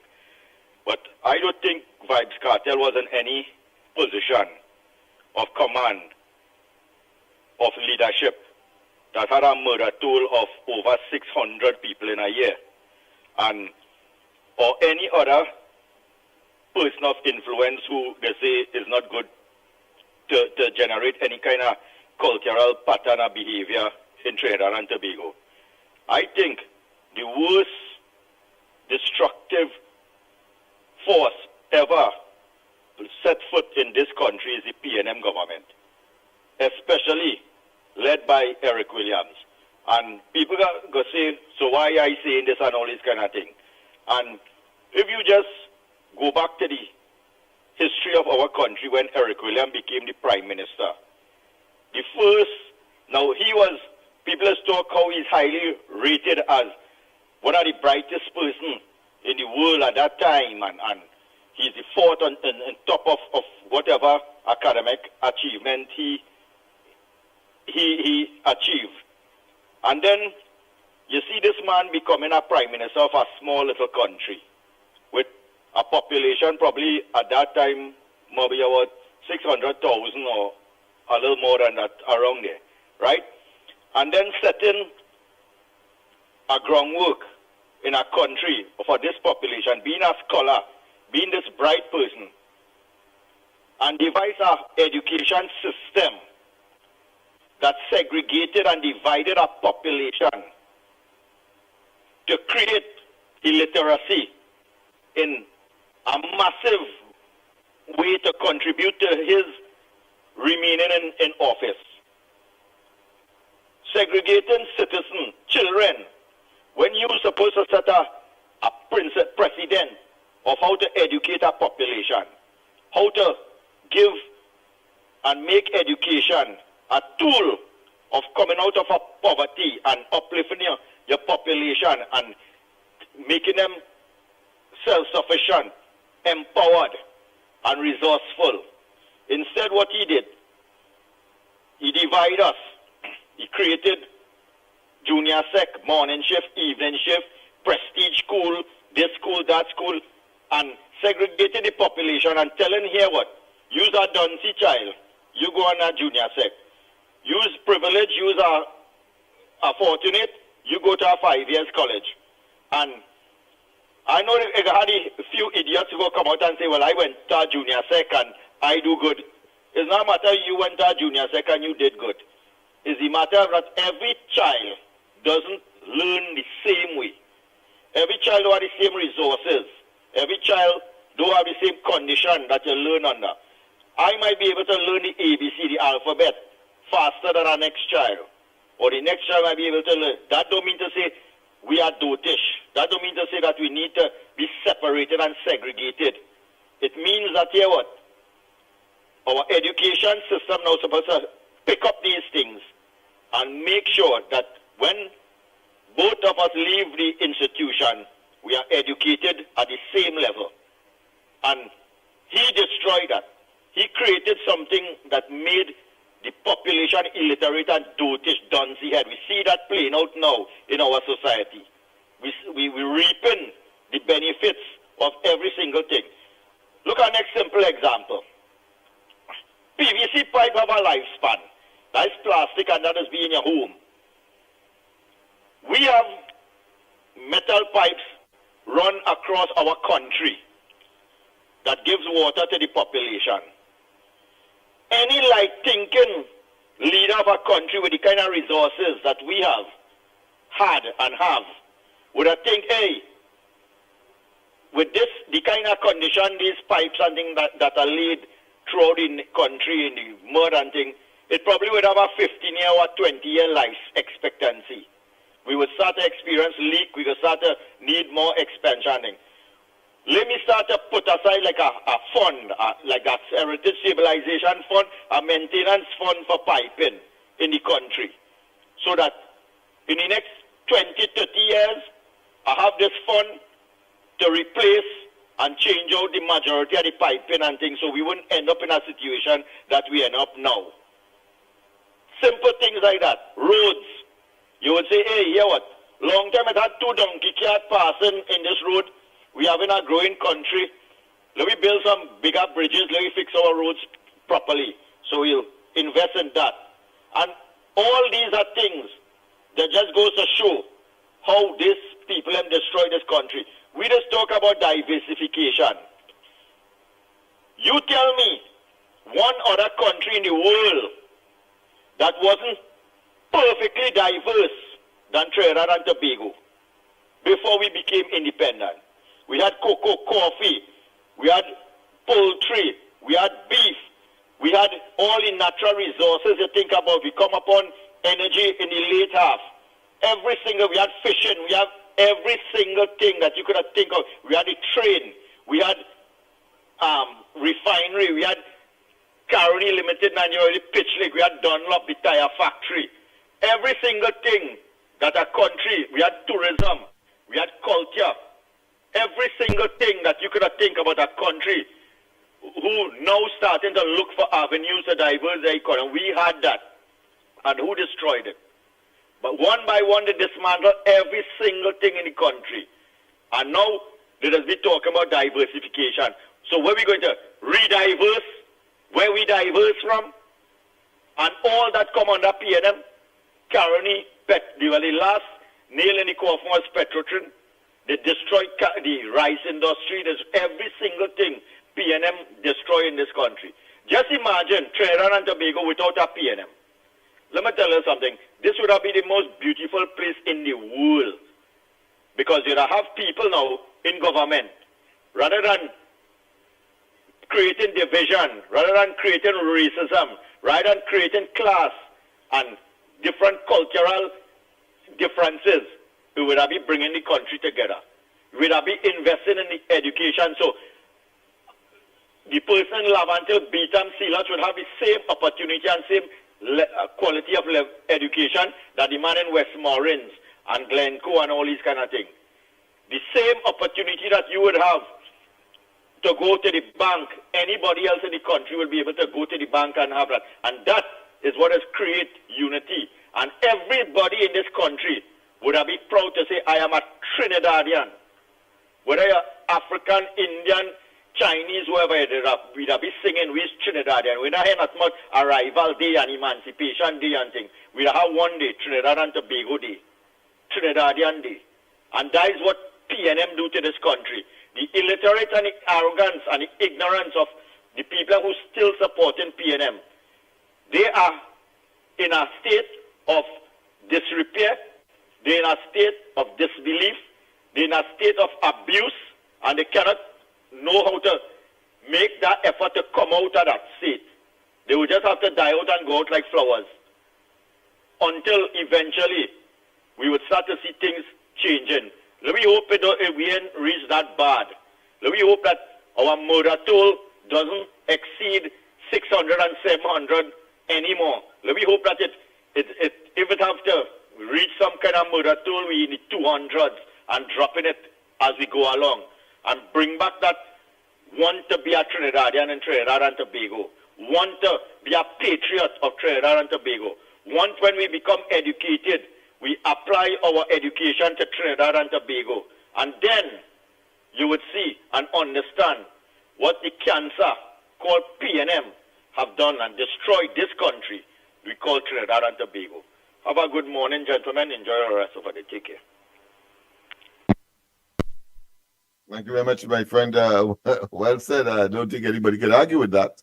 That, of course, what you're looking for, of course, is what we all believe should be a typical Trinbagonian socialized in such a way so as to ensure that we are extremely patriotic and that the sociological as well as psychological definition as to who or what a Trinbagonian should be. I've often described it when I'm teaching, when I have a chance to engage students and so on, particularly those in grassroots environment, and I will describe it as someone who, of course, is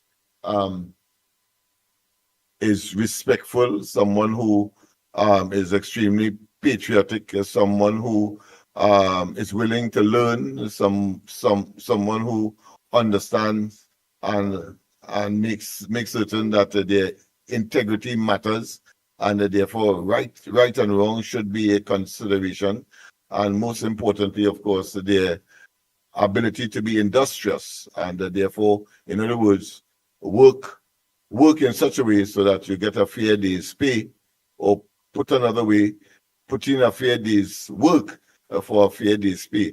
Of course, why that might be more idealistic than anything else, but of course, it's something to work towards. And I think if everybody has that kind of temperament based on what they perceive to be a Trinbagonian, then we will be well on our way to a quality of life, standard of living, and an interaction that is far from what we are seeing today, and therefore superior. We have a caller. A pleasant good morning. Welcome. Good morning. Empowerment. Yeah. Based on what is Good morning. Trinbagonian, then we will be well on our way to a quality of life, standard of living, and interaction. Hello, morning. Lennox, Felix, right? Hello? Are you hearing him? No, I ain't hearing the caller, you know. Lennox. Go ahead and talk. Yeah, Felix here, boy. I ain't hearing you, you know, clearly, you know. Say he's Felix. Huh? Yes. Say he is Felix Felix. here, boy. Felix, Lennox. Huh? You say he is Felix. Oh, it's Felix, right? Yeah, yes, Felix. Okay, go ahead, Felix. Sorry about that, but they may be hearing you clearly in studio and therefore the rest of the world, but sometimes we have a difficulty here in the sub-studio, if you want to call it that. So, right. Make your contribution. I know where it is. All right. Sometime back, I'll see I was watching a corridor transformation recorded, right? And you're talking about Eric Williams, and you're saying that Eric Williams had a style like, even you're just a crapo in a tie, you go vote for him. Yeah, boy. You remember that? And them days you was going to school, I must know about the leave school and just this stupid leader we had Eric Williams. I saying about this man mad. All them time I hear a young fella, you know, coming back up now. Rolly come and win election and he say here want nobody where no tie with nobody, he say. You know, when I watching the opening of the parliament with Kamala and the opposition, you know the opposition, all of them just with their balise tie. They're going backwards. I mean, that is so obsolete. I mean, Jurassic, and that's how we have to see them. They have no relevance in modern Trinidad and Tobago. Yeah, but you know, in play with what 13 is?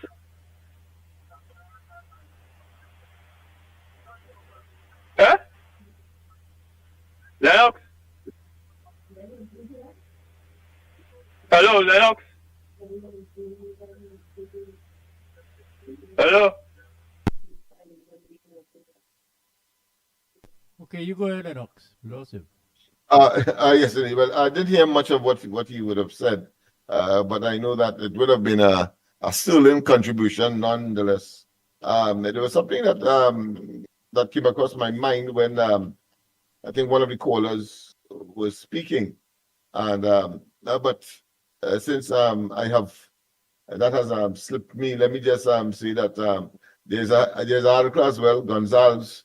I work hard to better Trinidad and Tobago. I mean, I laugh, even though I didn't get the benefit of the article itself. So long as there's a call, stop me. I don't care what part of the article I would have read in, I would have reached, because I don't think this neophyte and this newcomer and this upstart displaying, of course, or arrogating unto himself a position that none of us, of course, know him to be before, of course, he was deposited on the population by Rowley, indicating that he's a man who doesn't know anything about water. And he, of course, demonstrated that by saying he was amazed to know that, of course, leaking pipes will prohibit water from reaching the upper extreme on a hill. Simply amazing statement. We have a caller. Go ahead, caller. Yeah. Lennox, you hear me?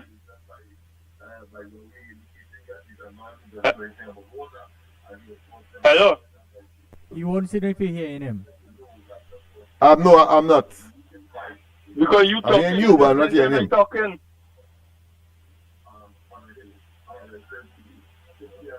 Hello?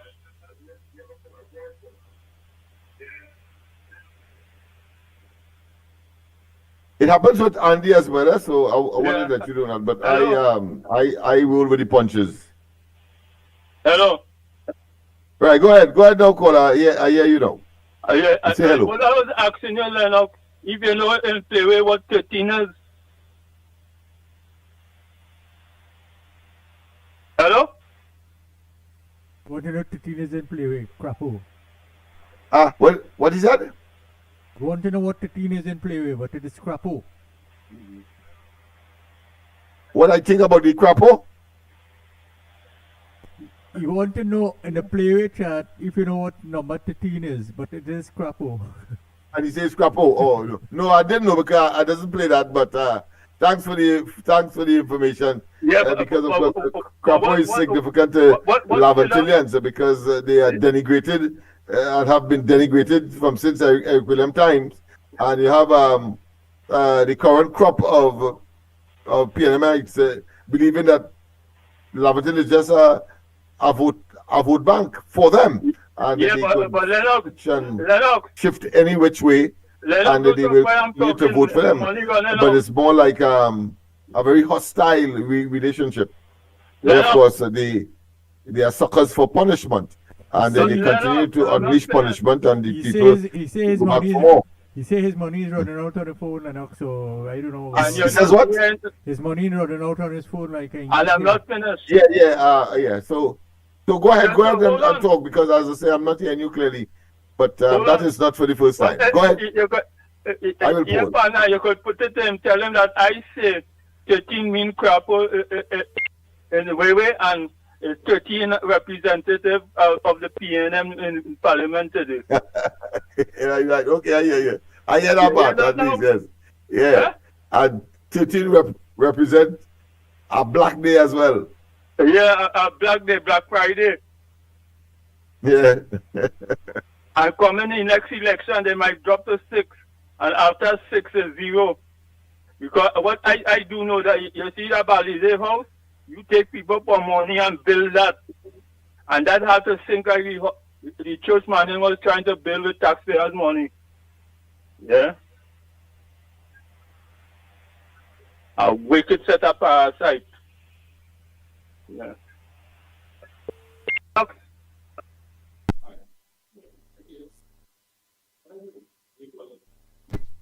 We have an next caller on the line there. Go ahead, caller. Just speak because even if I'm having a challenge here, go ahead. I will take my Lennox, cue good from the monitor Sorry, or sir. from the technician. Yeah. Good morning. Morning. What I want to say, you know, I read an article that Camille wrote on the Trinidad Express. Why the hell this woman don't pack up and go just like Rowley? She should go together with she brother and not sit down there and talk one set of crap and write one set of crap because she's not better than anybody else. Another thing is why the Angostura board don't resign. What they clinging on to? Huh? Kamala should get rid of them immediately. Give them letter to vacate the place. You know? Because, you know, these people, they are very, especially that guy they call Barrett, and the other one they call Mariam Richards. Why the hell they don't pack up and move? Pack up their bundle and move out. And give UNC a breathing space. You know? The government needs breathing space from these parasites. And that's what I have to say this morning. You take care, bye. Yeah, you could go ahead, Lennox. Yes, indeed. Thanks. I agree with you, my friend, but you're not going to get that because it's all about power, as I said. And last night, I think in the brief period that I had to, of course, conduct the corridor, I did say that power is, of course, the ability to have people do what you like them to do, whether they like it or not. But of course, what Kamala Prasad Bisasa and the UNC and of course the coalition of interests, they demonstrate authority, and our authority is the ability to use power because it is recognized by all, meaning that people-centered, participatory in a real sense, and of course, but at the end of the day, the majority will have their way in a democracy, whilst of course the minority will have their say. That being as we, of course, Gonzalez, I work hard to better Trinidad and Tobago. I don't know what these fellas believe it is, that is just so out of some kind of epiphany and they get a eureka moment, a sudden bout of intelligence, so they believe, and of course can make these kind of nonsensical statements. Nobody knew of him before, of course, he was deposited on us by, as I said earlier, Rowley. But let's hear Aruka Lopino MP Marvin Gonzalez, in less than 3 months, has been Minister of Public Utilities, Minister of National Security, Opposition Chief Whip in the House of Representatives, and now a well-positioned nominee to become PNM chairman. After filing his nomination papers at Balize House, Port of Spain, on June 2nd, he spoke to reporters. He tied his political rise to a deep desire to serve the public and to, of course, see good governance in Trinidad and Tobago. Yeah, right. I mean, just superficial and old talk and blabbering. I mean, superfluous nonsensicalities. We have not seen that by action. Action speak louder than a word, brother. He continues, of course. When I came in 2020, I was a nobody in the politics, and you still are, my friend. I joined the PNM in 2013, so he's a newcomer in more ways than one, I think. But other than that, I did not participate in any election and wasn't a part of any party group. I was asked to serve in 2020 to run for the seat of Lupino Bone West, as it was then, and then surprisingly was appointed to the cabinet as the Minister of Public Utilities. Well, you ought to be, because you are undeserving, of course, and your own assessment of yourself demonstrates that. Apart from the public assessment and objective analysis that anybody could, of course,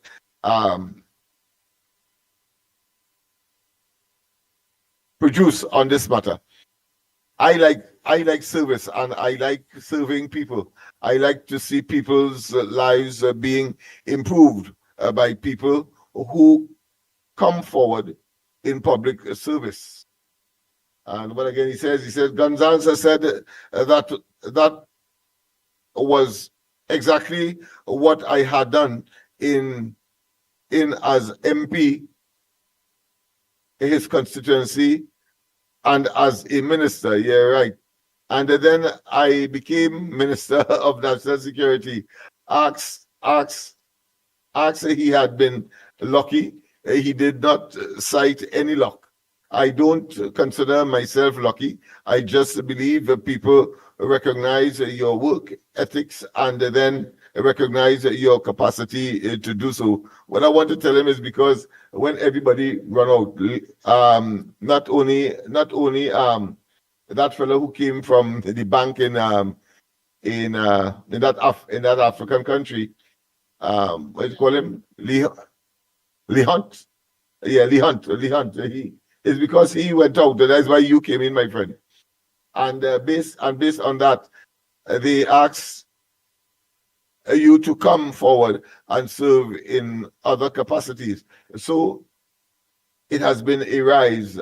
I admit, he said he had never asked for any office he has occupied. I've never asked for MP. I've never asked for position of minister or position chief whip, etc. In all of these things, I have been asked, Marvin, can you come forward and offer your service to the people of Trinidad and Tobago, to the party?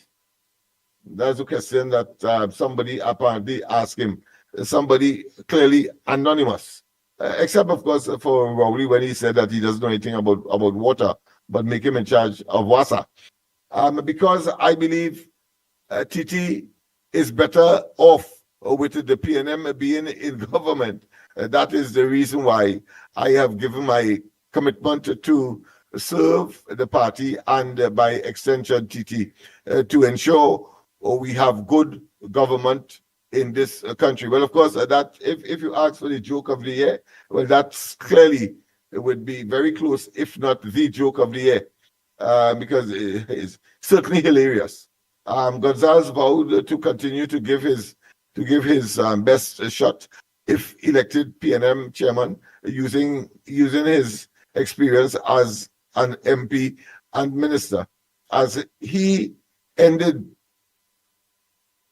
a reporter half-jokingly asked if he had any check waiting for him at the Ministry of National Security, in an apparent reference to former Minister Fitzgerald Hines' recent visit to collect a check that had raised some eyebrows. Replying in kind, he smiled and said he has received no such call, and quipped that if he ever was telephoned, he would not go to those promises. Well, he should have advised. Maybe Hines should have asked him for advice. Hines being a lawyer, and he says he's a lawyer too. Gonzalez is an attorney, yes, by profession, and a former police officer. Well, of course. So joke after joke. So I thought it was important, of course, to share that article with you. Gonzalez, of course, I work hard to better Trinidad and Tobago. Yeah, right. So, of course, that is what we have, of course, these comical characters finding themselves inside, of course, the bosom of the PNM, and then, of course, giving themselves accolades that nobody else recognizes, but only them. And in pure opportunistic style, they take the opportunity because the PNM clearly has run out of talent. We have seen that Hines in the Ministry of National Security. Having, of course, been bounced around from a Ministry of Works, and then, of course, for a short period in public utilities, and then, of course, pushing pen behind Alwari in the office of the Attorney General, and then eventually bounced into, of course, the Ministry of National Security. After, of course, people like Stuart Young and Lee Hunt and others either, of course, just disappeared, or they would have been moved because of some public disquiet. And so people like Gonzalez ended up, of course, in these offices, and suddenly he believes that, of course, he was there because of his doing, rather than a combination of opportunism and the fact that the PNM has run out of talent, clearly digging very, very, very deep. And it appears that they scraped the bottom, and even then, of the barrel, and even then, they seem to have come up with zero. Hines again, of course, and a set of people carrying the appellation or the accolade of course, of officers or ministers of debt, whether it be Rowley, whether it be, of course, Diaz Singh, whether it be Hines himself and Stuart Young, all of them, because when they were made it to treat with matters that is of life and death, whether it be under COVID, whether it be in the hospitals, whether it be crime and criminality, we have seen, of course, more debt than we could ever, of course, have contemplated in any one lifetime. So that is the reality of the PNM, the sad state of affairs. And then, of course, having a weakling like, of course, Penelope Beckers at the head, again, of course, after all else would have failed.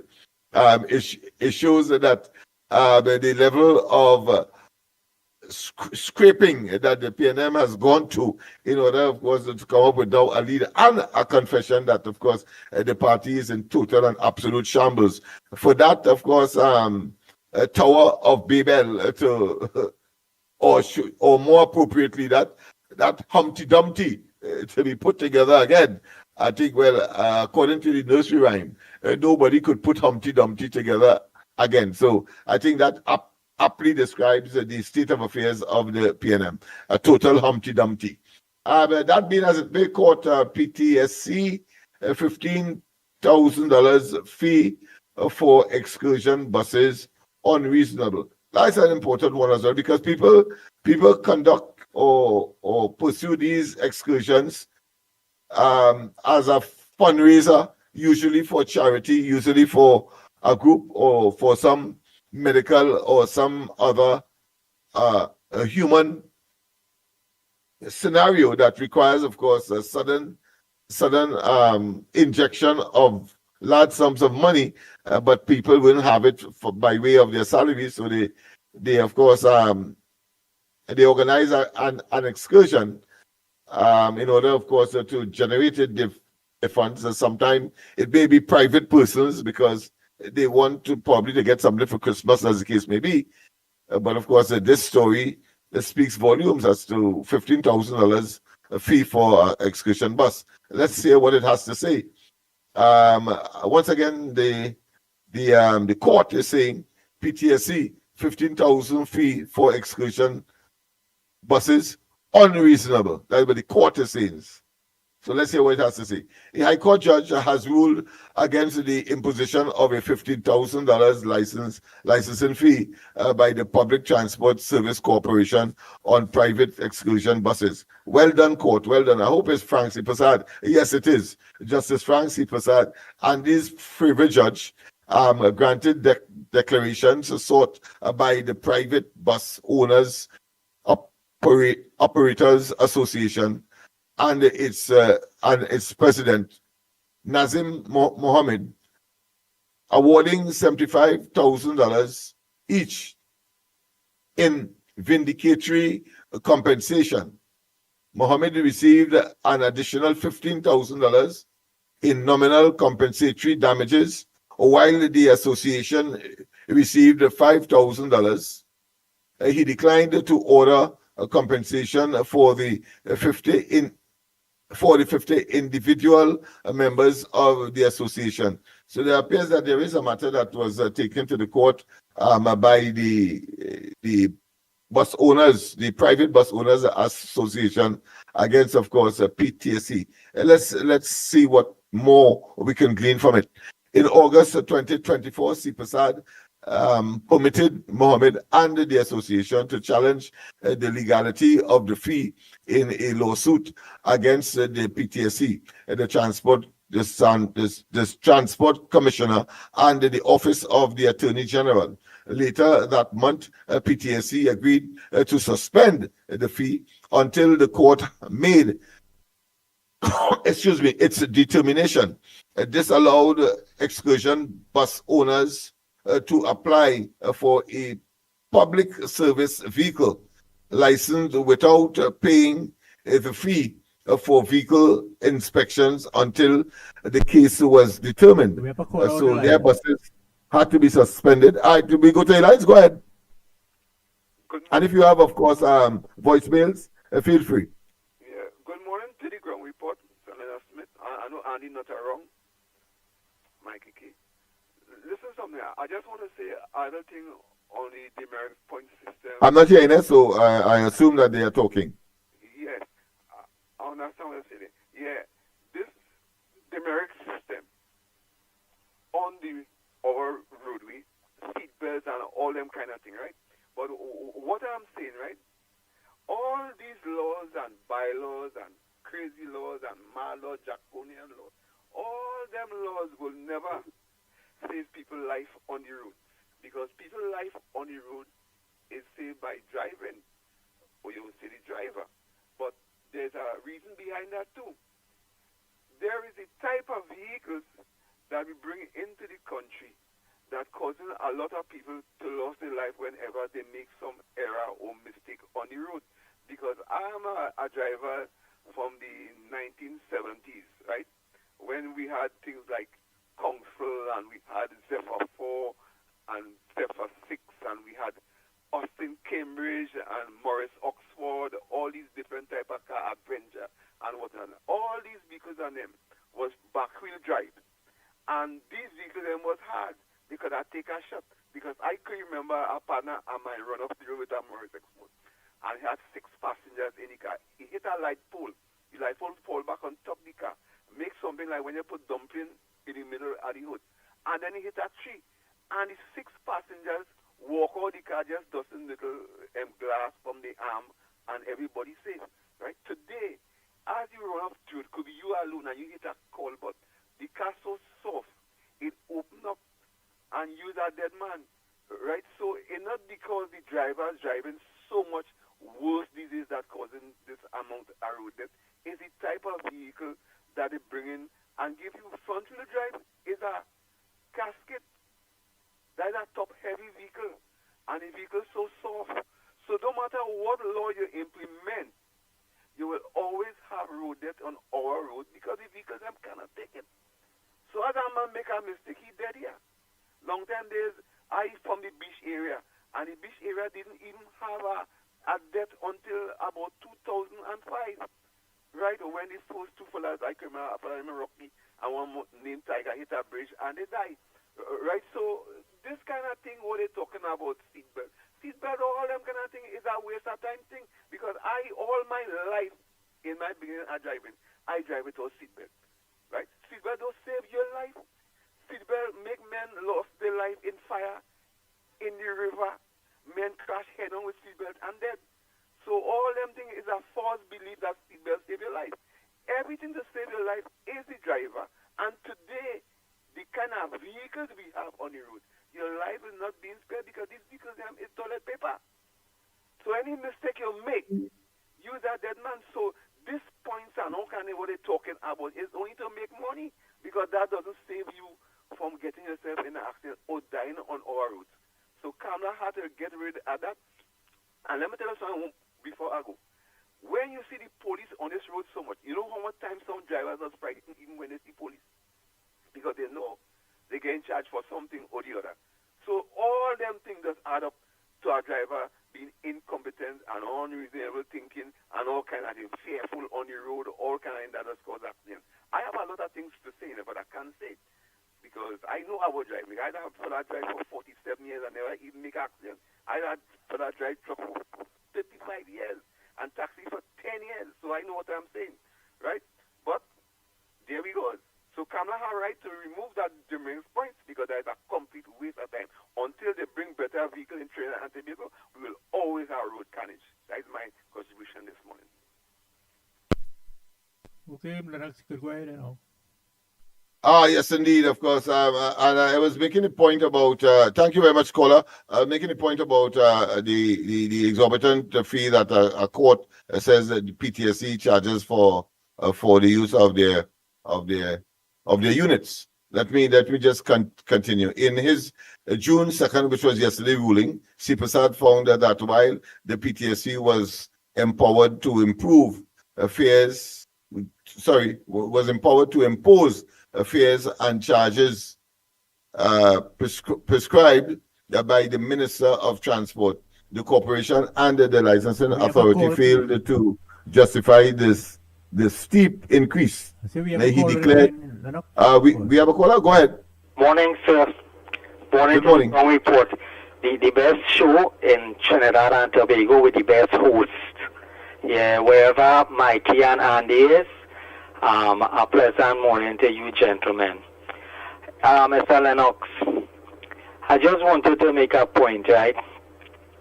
I went to the Marbella Health Center. My wife she couldn't breathe good, right? She was really gasping for air. And when we went there, I told the clerk at the counter, I would like if he could call a doctor or something to see her because this is a serious emergency. You know what the guy said? And the other lady insists also, sit down, we need to take some information. So I said, listen, guy, I will give you all the information because this is my wife, right? And they insist, you know, one of the nurses from the back just managed to be passing and she see the condition of my wife. And she said, bring her quickly, bring her into the room. When we went into the room now, praise God, there were doctors available and they started to attend to her. And they came out and they told me a few minutes after that she was critical and her oxygen was very low. So I am asking any of the authority, please give these clerical people, give the other people the necessary training that they need in these centers, please. Yeah, and the other thing, Mr. Lennox, you know the highway down by the wharf in San Fernando. First it was up by the creek that collapsed. You know this one sinking also by where the old bus station was, the bus garage. That's sinking also. And I don't know if it have anything like where people does be held accountable. You understand? However, we hope this government, because I tell you something with respect, 9 elections passed me, and this is the first one. I actually made up my mind, and I took my wife and my daughter and them, and we went and vote. And praise God, boy, because I was feeling like, you ever get the feeling like you're scared to wake up in the morning or something like it on your shoulder and it's just not leaving you? That was like how the PNM had things in this country, boy. And the other thing is, sometimes we talking about all these road carnage and things. You know, rainfall. And I just driving like normal. And I just, all of a sudden, I fall down in a pothole. And that probably was like, I don't know, boy, like the PNM was pure neglect. And we had to say thanks and praise to God. He removed these cruel, evil, sickening, devious, devilish, thieving, crooked people. And we hope, as you always used to say, Mr. Lennox, that they end up in the dustbin of history forever. Have a nice one, sir, and it's always good to see you. And I find, like every time I see you on the show, you're looking a little more younger. So you gotta tell us where you found the fountain. Take care, sir. Have a nice one. Go ahead on, Lennox. Yes, indeed. Of course, just bring that article to a close. Once again, of course, it's an article dealing with, of course, the high cost of PTSC units for exclusion purposes. And a judge, of course, indicating that it was too exorbitant. $15,000 is simply too high. And of course, he's saying that he's not taking away the right of the corporation via the minister to, of course, impose fares but of course, and charges. But of course, he says that. Let me just read from there. In his June 2nd yesterday ruling, C. Prasad found that while the PTSC was empowered to impose fares and the charges prescribed by the Minister of Transport, the corporation and the licensing authority failed to justify the steep increase. He declared that the claimant's rights and legitimate expectations had been breached. The judge noted PTSC's explanation that the fee was needed to increase revenue, along with the Transport Commissioner's claim that the PSV license ensured vehicles were registered correctly. It did not offer a sound enough basis to override the claimant's legitimate expectations that you will get. In other words, the legitimate expectations from what I'm reading here is that, of course, the private taxi people, because they could not ply their trade, they of course utilize PTSC buses, but it was so high. PTSC saying that they want the revenue just so it's like some people I could recall very distinctly because even though the value of their property may be lower than what they are asking, but they're asking the higher price because the money had to share up among 10 of them, as the case may be. Totally ridiculous. Well, I suppose this is a similar situation here, right? Correctly. Did not offer a sound right. It continues. He added, that is the judge, that under the Public Transport Service Act, there are other mechanisms through which the PTSC can raise internal revenue. He also pointed to a myriad of statutory provisions in the Motor Vehicles and Road Traffic Act that ensure compliance with omnibus operators. As C. Prasad said, so they want to have the cake and eat it. Stop the people from, of course, flying, utilize PTSC bus, and then entrap them into, of course, paying that exorbitant price. Well, they took the tails to court.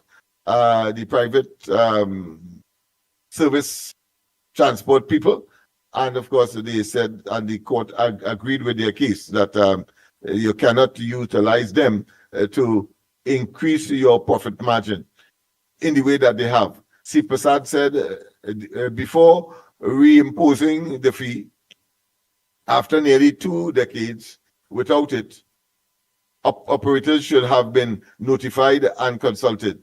The failure of the defendants, that is to say PTSC, and the Transport Commissioner to properly consult with the claimants and their members before the reintroduction and the reimposition of the private service vehicle license, and the fee breaches the fundamental principles of natural justice, as no fair hearing was afforded to them.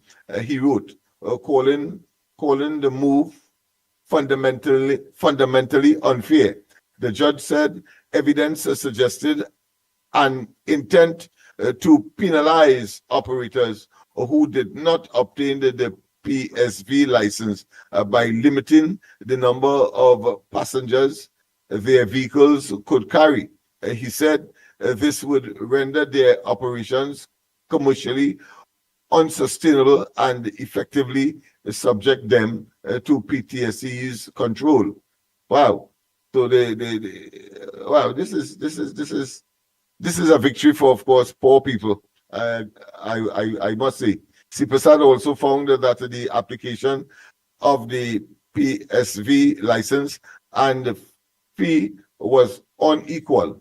He noted, excuse me, that excursions bus operators who do not use PTSC facilities were being charged $15,000 annually compared to $2,400 charge to Route 2 red band maxi taxis operators who do use PTSC facilities. it is difficult to understand why they are charged more than Route 2 operators. This is a stark distinction, he said.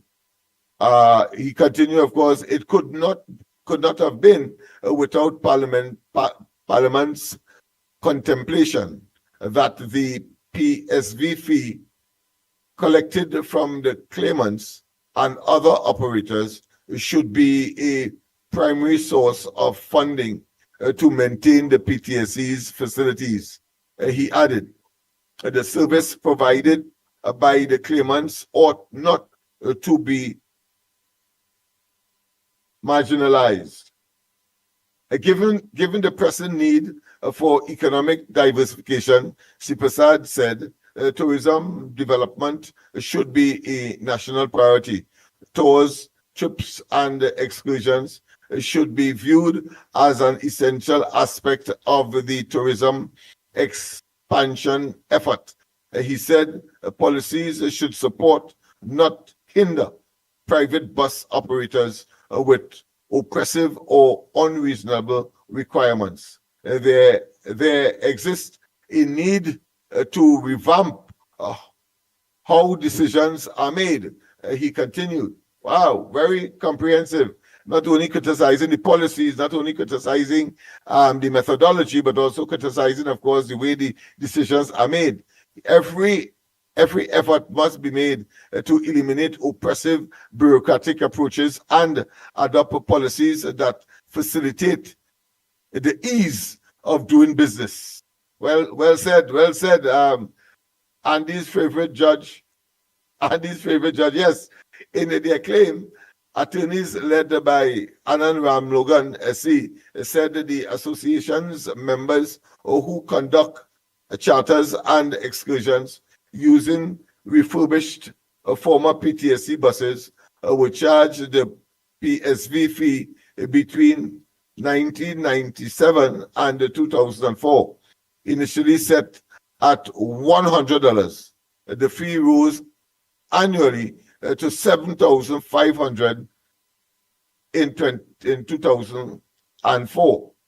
According to the claimants, in 2004, officials informed them that PTSC lacked the authority to impose the fee, and it would no longer be required for transactions with the licensing authority.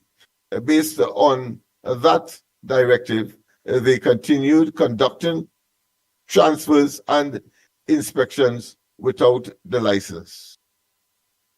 Yes, indeed. Of course, the lines are open. Of course, quite a landmark in my view. Of course, victory for private maxi taxi owners. Of course, who have been spared by the court the drudgery or the difficulty of forking out $15,000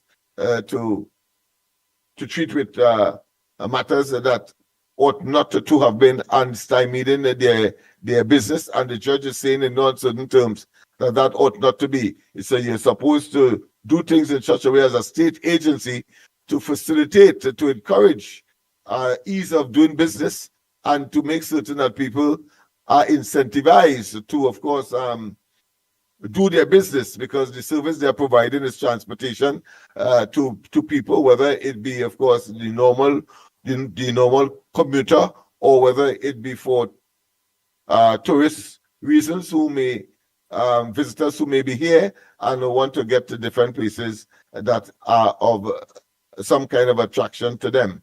So well done, C. Prasad. I think that speaks volumes. Let me just give you the numbers again. Of course, Andy has unfortunately been not with us today. So far, he has some urgent things to see about. And of course, yours truly is here, of course, taking up the slack, so to speak. Let me give you the numbers again, 225-6644, 225-6644. And that is so in spite of the fact that I'm having difficulty hearing those persons who may be making their calls, but I assume that the calls are valid. Once, of course, the population The audience here, I have no difficulty in not hearing. And if you want me to make that... All right, go ahead, caller. Good morning, gentlemen. Good morning again. Barack for calling here. Gentlemen, are you all blocking or screening any calls?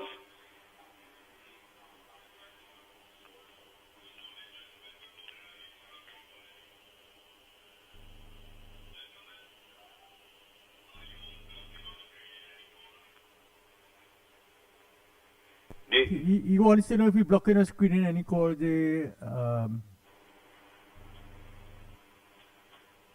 Hello? Yeah, because the reason why I'm asking this question is it seems like people who just call in and complain about people being long on the phone, and they're getting an opportunity to call in. I was just trying to understand, for the last, how much, nearly an hour, Lennox talking, nobody in calling in. As soon as Miss Santa Cruz would broke or myself or other people calling, it always have people who have an issue and who taking long. I don't know if these people just want to hear themselves on the radio, or they really have something to contribute to the program or the country. You understand? And look how much time went, and none of them even call in. But as soon as somebody call and say a little Mr. Tuna Puna or some guy bringing across a point, they're on the phone too long and once it a tralala thing. All the whole morning, nobody ain't calling. As soon as a man come and talk something, all you always have an issue with that. You see how this life does really work? You know, it's have people who, no matter what, would always look for faults in every single thing to try to bring down or to show their relevance. And when the opportunity comes for you to come out, support, stand up, you know we are wrong. That's how life is in this country. And if we change that way of our mentality and thinking, and look at things the positive way, and support things, rather than always looking for something in return. I coming out to support this, so I want something in return. I doing this, so I want something in return. Rather than doing something for yourself and for the country, and don't expect nothing for in return, then you'll see a better Trinidad and Tobago. I just want to mention something about the demerits point system, and these idiots who talking about demerits points would have prevented all the accidents that take place in the thing. And then, let me tell you a little something. I used to fly out from Piaco to go on the platform for the last 25 years. And I asked the pilot, I say, Captain, what is the purpose for we wearing the seat belt? Because it was mandatory. I had to strap up in the cockpit of the chopper. I said, what is the purpose of the seat belt? Would the seat belt save us? He said, let me tell you something. There's two ways a chopper does go down. A chopper does have an emergency landing, where if something malfunction with the chopper, you could land the chopper, you land it in either the bush or in the water or some kind of thing, and then you come out the chopper. He said, if any time a crash landing take place, the purpose of the seat belt is to ensure all the bodies remain inside the chopper, because everybody going to dead. From up there, a chopper crash on land is dead people, or if it crash in the sea, is dead people. And the purpose of the seat belt now is to ensure that now the relatives and the family get their loved ones. The body will remain in the cockpit, and you come and you pull them out and take. Likewise with vehicles. Seat belt is one of the most false sense of security and safety in a vehicle. When seatbelt became mandatory, that you have to wear seatbelt, I started to wear seatbelt right through. And then after a while I realized I started to take unnecessary chances while driving. Probably speeding a little more during the wet roads. Taking a chance, overtaking. Stopping closer than I normally would to a vehicle. And all that thing is because I started to think that this seatbelt is going to save my life. This seatbelt is my protection in this vehicle. And not realizing the only safety it have in a vehicle is me, the driver. that steering that I hold on to, those pedals that I am in control of, and the eyesight and the capacity to think is what saves and will protect me in that vehicle, or the people who travel with me. It won't protect some idiot running across the highway and killing me or my family in the vehicle, but where I am in control of that vehicle.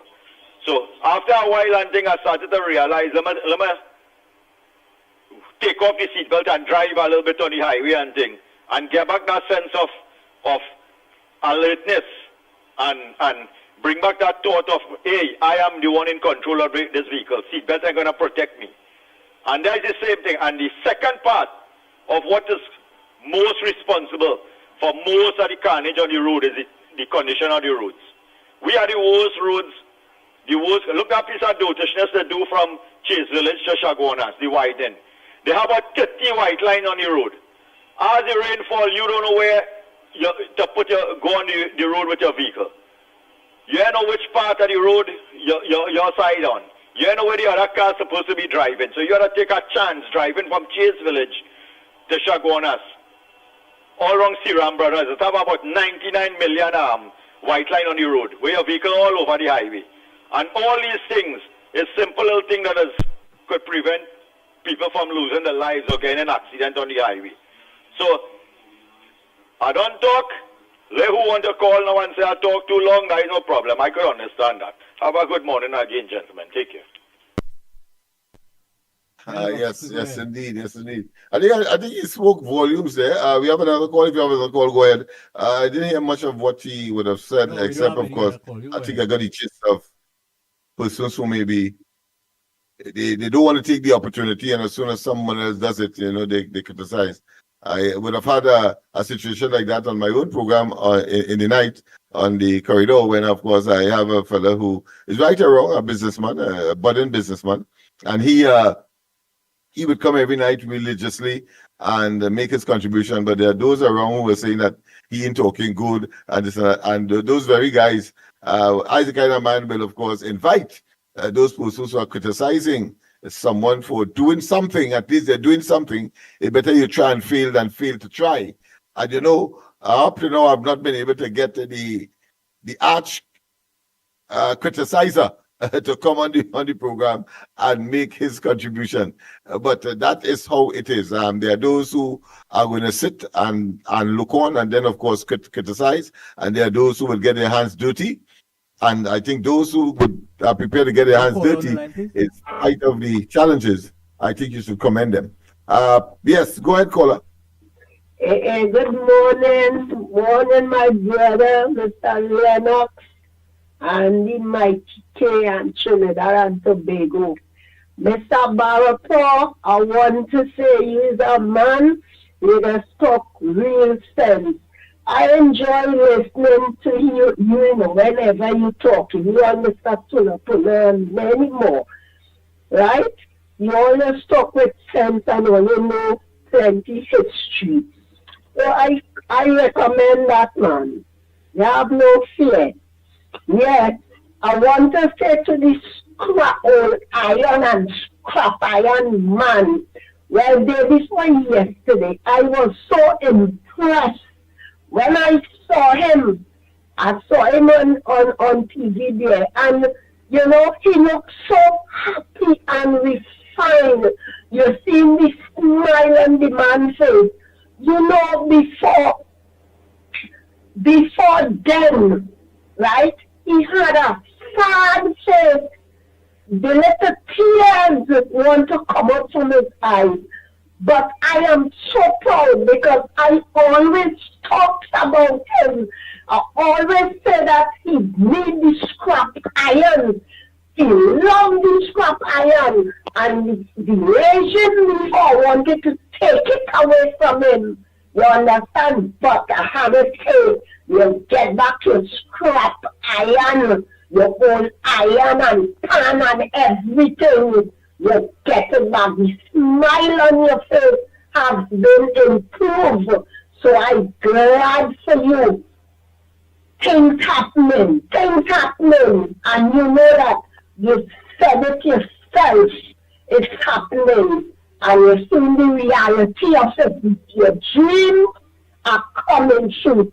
It is coming true, and you will be well ahead of the goodness you will enjoy of your own pen, your own iron, and everything, because these are man. You have the industry and you will want to see things happen so you could help people. You will help people and the industrial thing. And I'm calling on the Prime Minister, our Honorable Prime Minister. Help him out for me, please.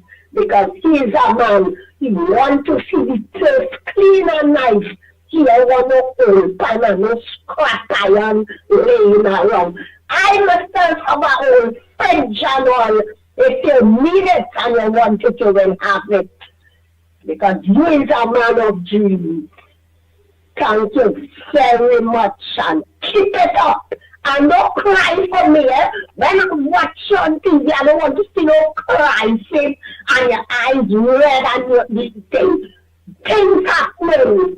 Just believe in God and you will get there. Okay, Lennox, you could go ahead, thanks. Yes, indeed. Well, I was making a point earlier that there are those who, of course, would not lift a finger to, of course, see the world go round, but, of course, will be in a perpetual state of criticism, and I think that is so unfortunate. What is required here, people, is that everybody in their respective areas, and even if, of course, you may tell yourself that you don't have a contribution to make, I could assure you, once you are a citizen of this country, all of us have some kind of contribution to make. You may not have discovered in what area as yet, but of course I suggest strongly that you find out what are your strengths, what are your weaknesses, and where you can make, because Trinidad and Tobago needs everyone. Don't do like Gonzalez. He is talking things because he has hitched his wagon to organization that its entire raison d'etre, its entire reason for existence is, of course, gaining power. And when they gain power, they then, of course, misuse, abuse, and treated the people like dirt. And what you don't want, of course, is to be associated with something like that, because, of course, human beings are progressive. They feel offended when they are disrespected, when they are abused, when they are exploited. And of course, history is replete with all kinds of situations like that from time immemorial, not to be conscious. And of course, it will be remiss of me and of course the program and what we represent to not, of course, tell you that that is the reality, but there are ways and means, there are formulae to get around that, and the best way, of course, is to make certain that you are able to make your contribution. As I said yesterday, that I did in fact send an additional piece of document to the Honorable Prime Minister, who, of course, I think that was about almost midnight on Sunday night, and about 12:30 she responded and gave me access. In fact, she said she will communicate with those ministers, but gave me access to certain ministers for the time being. And I want to say that, and I'm speaking here directly, of course, to Lavantillians, and there are those who believe that we ought not to focus on them because they have not demonstrated the paradigm shift that is required of them at this point in time to emerge out of the morass and the decadence and the humiliation and the disrespect and the second-class, third-class citizens that the rest of the society may make us out to believe we are. Or worse yet, we ourselves believing that we are in fact no good and we can't make contributions. Well, I say that is the minority, that is the few among us. But we have to find ways and means of dealing with those who have not yet reached that level of consciousness. And that is a job, of course, that I have committed myself to. And those of us who are conscious and have joined that crusade, so to speak, to make the Laverton people understand that we gave the country its culture, steel band, calypso, mass, carnival, and that while we are suffering from all kinds of what I consider the debilities, most of which are considered to be unhealthy for the society, the fact of the matter is that those of us who are conscious, we cannot just up and go. That's, of course, the contributing to the brain drain. Because what I have seen in my research and, of course, my experience over the years is that a fella did well in school, and then, of course, he gets a job maybe in a bank or a teacher or a police officer and so on, and then he moves out. But, of course, there remains those persons who are least qualified to lead, And as a consequence of that, you have, of course, the displacement and the maladministration and the poor leadership in circumstances where a community such as that, where you have this brain drain, more than anybody else, more than any other community, requires people who can live up to the task and who can meet the grade and who can demonstrate the capacity to move the people forward. They simply migrate, and is a situation of the blind leading the blind. So those of us who are conscious say, no, I think I would have done much better in my private capacity outside of my commitment to Laverton and communities such as these, Beetham, Sealats, etc. But I remained here in spite of the fact that there is tremendous potential. And that's because of my belief in the community. We gave the country, as I said, its national culture, steel band, calypso, etc. And we can, of course, rise to the occasion by the type of what we need, however, is power. That is why we formed Laverton Lottery for Vertical Enrichment. We realized that at the level of the community, we will not be able to achieve as expeditiously in the first case or never at all. Because when you have a PNM dominance or dominating these constituencies or these areas, they see us as just a vote bank, full stop. And the abuse and the unholy and unhealthy relationship that we would have had, abusive relationship, according to Archbishop Barbara Grayburg. And she knows, she has been there, she's still there, and she has stayed with all the humiliation and all of the, what I consider to be displacements. Because if we give the PNM a chance, if we only had the money, he got rid of all of East Port of Spain already. That would have been, of course, a major achievement for them.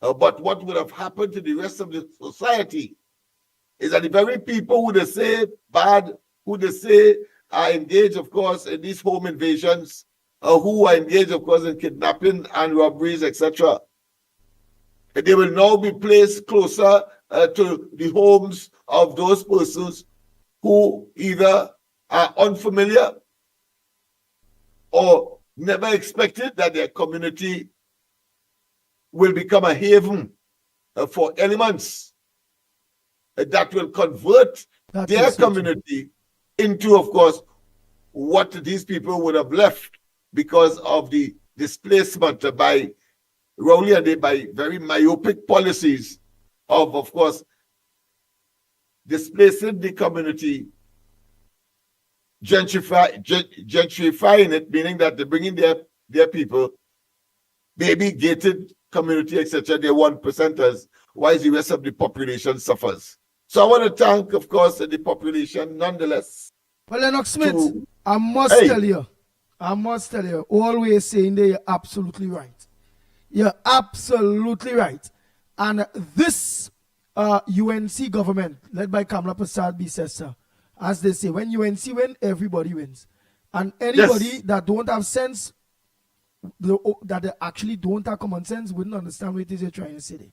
At the end of the day, whether Lavanti didn't vote for the UNC or however, we still as a people have to pay particular attention to Lavanti, and because those is the areas where in Port of Spain area, where the majority of the criminals coming from, whether it be the chain snatchers, whether it be the car thief man, whether it be the shooters, yeah, the ones who will come to kill you, whether it be the home invaders, like the one who come to kill you, who come to invade your home, rape your family members, and all them kind of bacchanal thing, whether it be what, if you leave them undone and we ignore them, understanding what it is going on, and they are the unfortunate based again on PNM running this country for all these years, 40 something, 50 years, and left it to that. We can't blame them, the system are them there.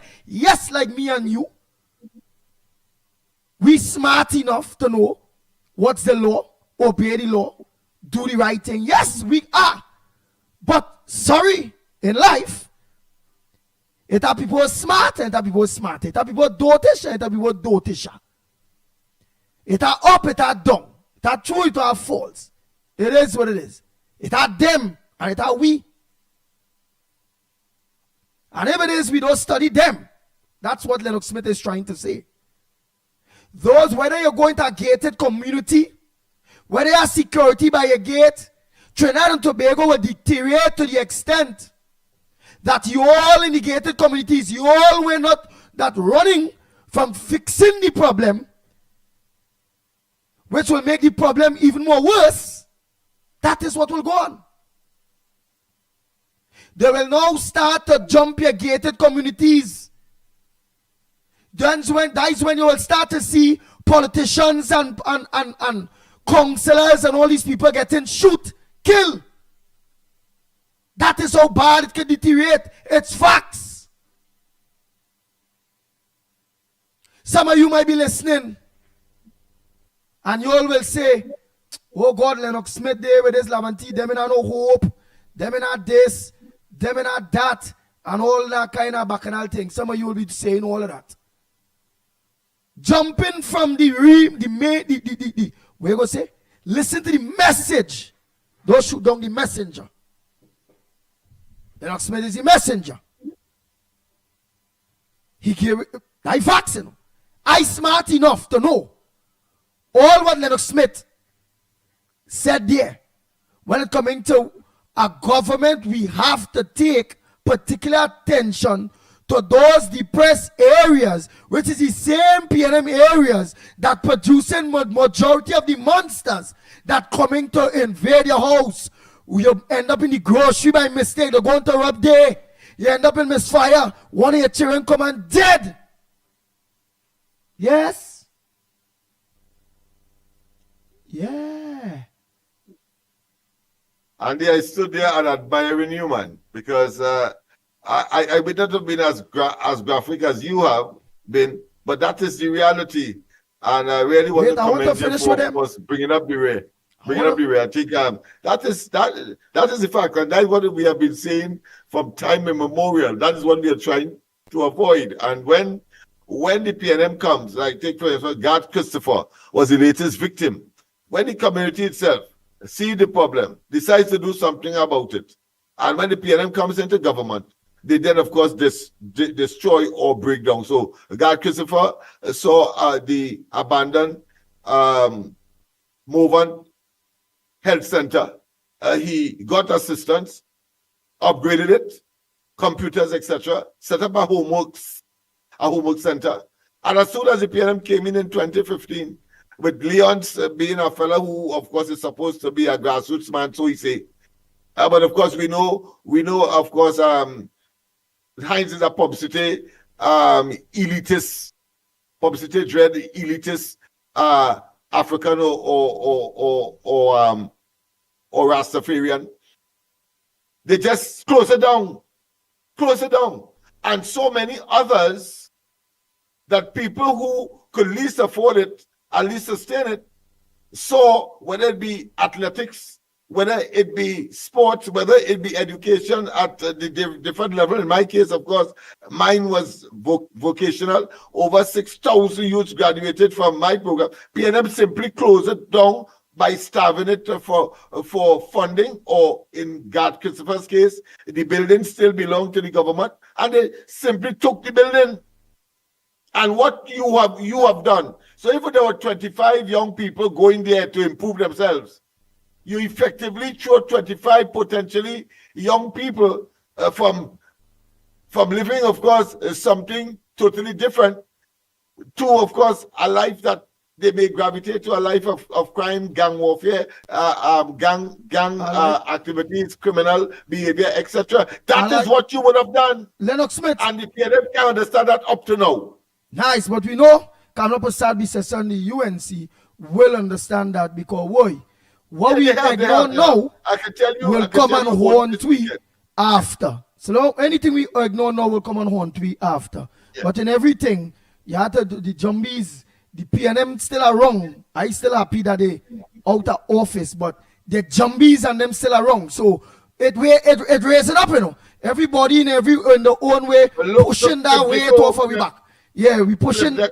We but watch. We pushing the weight. We pushing that weight off we back, and it's nobody else. Tell we push that weight off we back while we continue the program and open the lines to the people of Trinidad and Tobago. Done with God.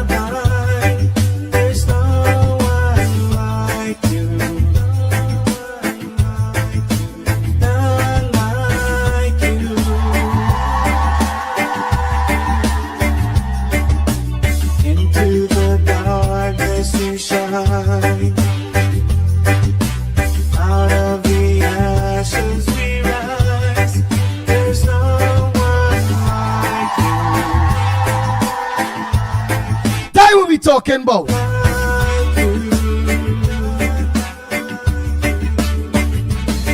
Ground Report with Mickie K, Andy Williams, and Lennox Smith.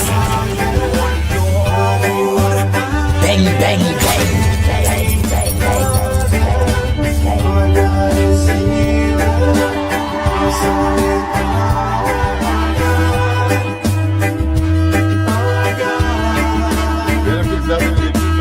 enjoying myself on YouTube, but on the Discord, I hear that music to justify them movements you're making there. Bang, bang, bang, bang, bang, bang, bang. Nice. Yeah, well, I don't know what's going on with you on your side there. But at the end of the day, always said there, Trinidad and Tobago have to understand. Many of us will play ignorant and will try to run from that fact. But the fact is, if we leave that, which them is the most vulnerable, them is the ones that them criminal elements and them the leaders and them however it go in and pick them up, just treat them little good, and hey, rub there, and they're gone.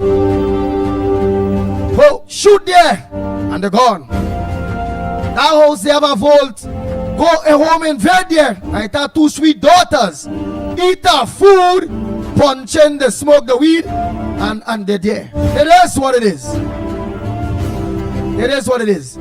Well, while we cannot have ignored that, what we also cannot ignore is some of the issues that you all may not like the issue where my co-host bring or myself bring. And you all have issues that you all want to bring forward for front burner. things that at the end of the day, that Trinidad and Tobago needs to know that nobody don't know. That will be talking about, because we are a very constructive program. We are about building Trinidad and Tobago. We are about not a bacchanal, this and that. And it's about upliftment of everybody and being a voice to talk to the government, the new government, in what it is going wrong and what it is we need them to deal with. Not protest, but to talk to our government through medium. It is what it is. So the lines are open to you, Trinidad and Tobago. The numbers to call are 225-6644, 225-6644, or 239-5120, 239-5120, or give us a WhatsApp call at 366-3053, 366-3053. WhatsApp call, WhatsApp voice notes, I'm going to play that. But the lines are open to you. What's your front burner? What's supposed to make news that not making news? I must say a pleasant good morning to Gael, Trinidad and Tobago. Gael, the Caribbean, a pleasant good morning to you all. In your thousands, keep letting everybody know where to find the ground report on Gael, on Real Media TT Facebook, Real Media TT YouTube, Corridor Transformation, Workers' Rights Platform. That's what we're talking about. I heard Santa Cruz saying Workers' Rights Platform is a PNM platform. That ain't nothing. We want them here to teach them. Because if we lead them for whoever is in charge, we will have a lost generation. So just what Lennox Smith is teaching and just what we trying to implement is what I will implement when they come into the media too. When they come into social media, where workers' rights in real platform, that is how it is. Hey, I respect he rights. The people there, them are all right. But at least they can hear we right now, they're listening to us. While we will now educate them, teach them. For a matter of fact, we have to counsel them, because some of them the PNM send mad. Abuse after 10 years. And you get accustomed abuse. You get accustomed that that's the life you want. You can't live a life without abuse. And that's many of them that we have to do therapy with, convert to make sure PNM never raid their head again.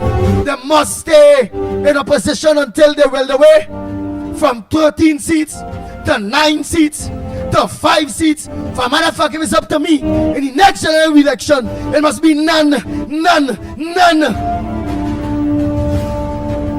up! Oh God, wake up! Bang. The Ground Report with Mickie K, Andy Williams, and Lennox Smith. Tell you what we talking about. So here it is. Let's now communicate, because the government is listening. We have a government that is listen. And most of our ministers listens to the Ground Report program. You call, you give them your support. You call, you need something be dealt with, or you raise or you sue that. At the end of the day, they may not know, but they're listening and they will do their best. It is what it is. So let me take some calls. What's on your front burner this morning? Good morning to you, caller. Yes, good morning, the Ground Report. Morning. I'm calling from the Princestown area. Nice, Princestown. What's your contribution on the Ground Report this morning? Right. What happened is that I had a break-in a year ago, right? And they used to cut the grass. It's a reserve grass, like to the back of my home, and the Plaster Road, and the Plaster Road in Princestown. And what happened is that they now, when I called them, I told them 2 months and then get it cut. They said that and they would not be able to cut it for me again. And the person who is answering the telephone is very rude. Now, she know that normally when I call them, like about a couple of days, they would come and they would cut it, clean it down. It's in the housing area. But now they say that they can't do it anymore. So I'm wondering who is the person in charge of CPEP. I hope I get some redress, because I had a break-in and everything in my house when, because of that bush. I've had a wall, but they still breaking and they come in the place. It's now the bush is extremely high and I'm still worried. And it's not by me alone, it's about maybe a few neighbors, but they used to cut it, but since government changed, they told me they can't do it anymore. So I hope somebody's listening, they could help me out. Thank you very much. Thank you so much. And you air your view on the right program. Arnold Roberts listening. Kamala Prasad Bissessa listening. Dave Tanku listening. Defense Minister Mr. Wayne Sturge listening. Oh, I'm gonna call more what? Kadisha Amin listening. Sobers. Come on, man. This is Ground Report. It is what it is. They used to listen then. Obviously, they'll be listening now. And you all have a very, very important platform. Very important platform. That you have to make use of it, you know. Because the people ears that you all want listens to this program. Facts. So let me continue the calls. Morning caller, where are you calling from? What's your contribution on the Ground Report this morning? Good morning to the Ground Report, Mr. Andy, Mr. Lennox, Mr. Mickie K. I've been trying to call since when Lennox was talking about Laventille. I'm calling from Sandy Grande. I live in Sandy Grande now. But I am from Laventille. All my stuff, everything about me, I acquired while living in Laventille. In Laventille, I could tell you, I didn't know what racialism thing because the Indian, the Chinese, and we mixed together. But it's after Rowley take government because the people didn't want Rowley, they wanted Manning. And when Rowley get into power, he came in with a vengeance to mash up Laventille. I remember at URP, we were talking about the 1% that if ever beat them, they're mad because beat them and beat them house, they have fridge, they have washing machine, they have everything. But listen to me, Rowley came with a vengeance for Laventille to mash it up. I still have my big son there and my grandchildren living in Laventille. They are good, but you see, parents too need to give their children that virtue within themselves to respect themselves. They get the 1% penetrate with all the ants and drugs and all of that, and they break that. The job was to break down, and they did break down Laventille.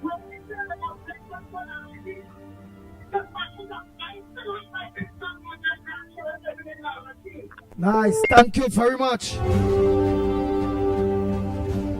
The Ground Report with Mickie K, Andy Williams, and Lennox Smith.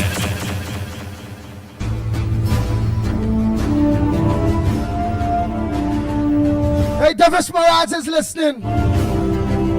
David Nackett is listening. Understand the power you all have. PLM, they used to listen to nobody. You all have a government that first and foremost listen to everybody, you know.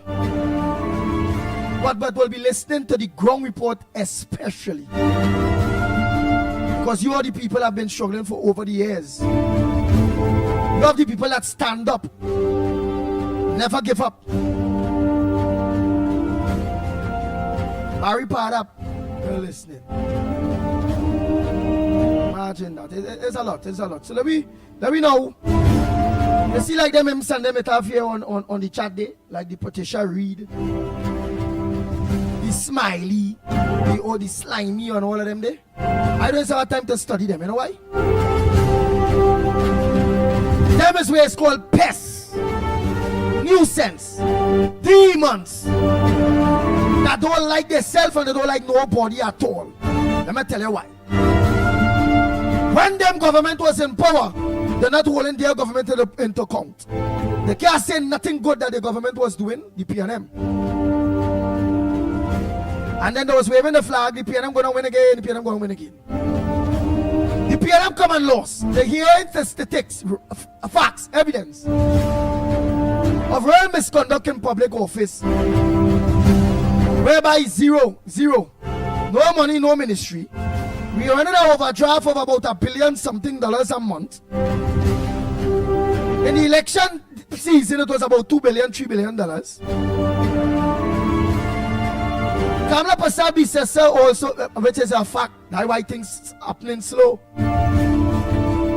Say not even the fumes them people leave, boy. Oh God, boy. Not even the fumes, you know. And people here, normal people are supposed to get walk, this supposed to go on, all kind of things supposed to go on, right? And then people go on with the fumes. The fumes.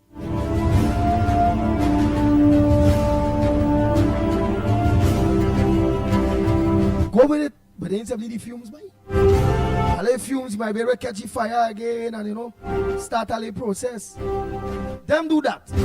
And now them same imps, them chupidies and them, jump high, jump low. Now turn around, and them now most moral than anybody. The one Kamala Prasad decision, she knew government on that month. Work miracles in a day. The one this fix, look, they ask him, but what about cartel? Will you tell me about cartel, boy? Rain falling, we citizens getting flood out. Places where our citizens don't have water. The roads bad in some places. Come on, man, so much I think the healthcare system in a mess. The education system in a mess. Trinidad and Tobago on the whole in a mess. These people leave a disaster, the P&M. The P&M. Forget about people. Forget about penny, all the P&M. Just brand the P&M. The next opposition coming in power. Them need to die forever. They kill plenty of we citizens. During the COVID, force me to take injections or no work. Either you take the injection or you can't walk. They made the private sector and all force our citizens to take injection that they didn't want. And most of the citizens take that injection because we had no choice. We have rent to pay, children to mine. You're talking bread and butter. We have mortgage. Oh my God. Had no choice to take these injections. Many of them dead. Many of them today suffering still over taking that. And who strong? God, I thank you for blessing those who take them injection and them in dead and they're healthy and they are nothing. Lord, continue to bless them. Make sure they are nothing because they take it by force. Almighty God. And continue to bless them. But them and all regret that they ever did it. But continue to bless them, Lord. All what I said is because of one political party. Forget about the people. Nothing. It don't have a next phase that PNM could bring to convince you the people, unless only on race thing and not on country, to leave the PNM out totally. Them need to die forever. They mash up everything. I listened to Barapo on my way back talking about diversification, which that's a fact and that's what I'm going to preach. So our MPs, our government will understand. Don't tell me about diversification. Tell me about re-diversification. Tell us about that. Because we had cocoa. We had everything. Everything. Our economy was already diversified. We didn't build on it. We mash it up. So it's to build back on something that was already there. And who bring that problem? The PNM. The PNM. Don't trust that party. Them just always wait for people to build back the country. And then they go come with their nonsense. And hand back people in the country and they go hand them back. And then there's always mash it up again. PNM is good. But during Rowley and them and the PNM regime, if I had a wish, one wish, but it had nothing to do with if I could live forever or wherever, no.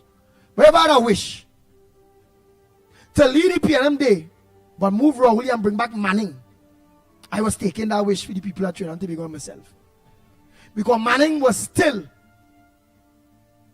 better than that. That mash up the PNM. That is it.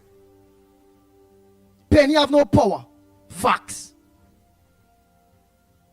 The same PNM that destroyed Trinidad and Tobago, they're still there right now. Facts. Local government elections is coming. We gotta get rid of that emblem, PNM. And I promise you, the people of Trinidad and Tobago, I'm going to Parliament in the next sitting, I win. I want to make sure I print up myself with a party symbol. I go in with a party symbol to enter parliament as a media man. And let me see if they go put me out. Because that going to create a scene. Because boy, if I can't come in the parliament with a UNC symbol, but the PNM MPs could go into our parliament with a PNM symbol on the tie, not representing country. Why do they have a flag of Trinidad and Tobago on the tie or on the collar, but representing a party? And Penny bring back all of that. It says a lot. So it's either if them could wear a Balice symbol in the tie, we can go to our parliament with a UNC symbol on we tie, on we jersey, on we jacket, on we drawers, wherever we choose. The Ground Report with Mickie K, Andy Williams, and Lennox Smith. Yeah. Die. The next fight. We fight and done. You have to make sure the snake dead. The snake have the PNM. We can't afford to leave our children, our grandchildren, our great-great-grandchildren to have to stomach what we stomach while we was alive with PNM. So as part of our legacy, before each and every one of us close our eyes and everybody have to go, must be now to make sure the PNM never, ever resurrect themselves. Where they taxing, lying, thieving, obia, walking, spranging, piping, wicked, bubbly government, baby killers, citizens killers.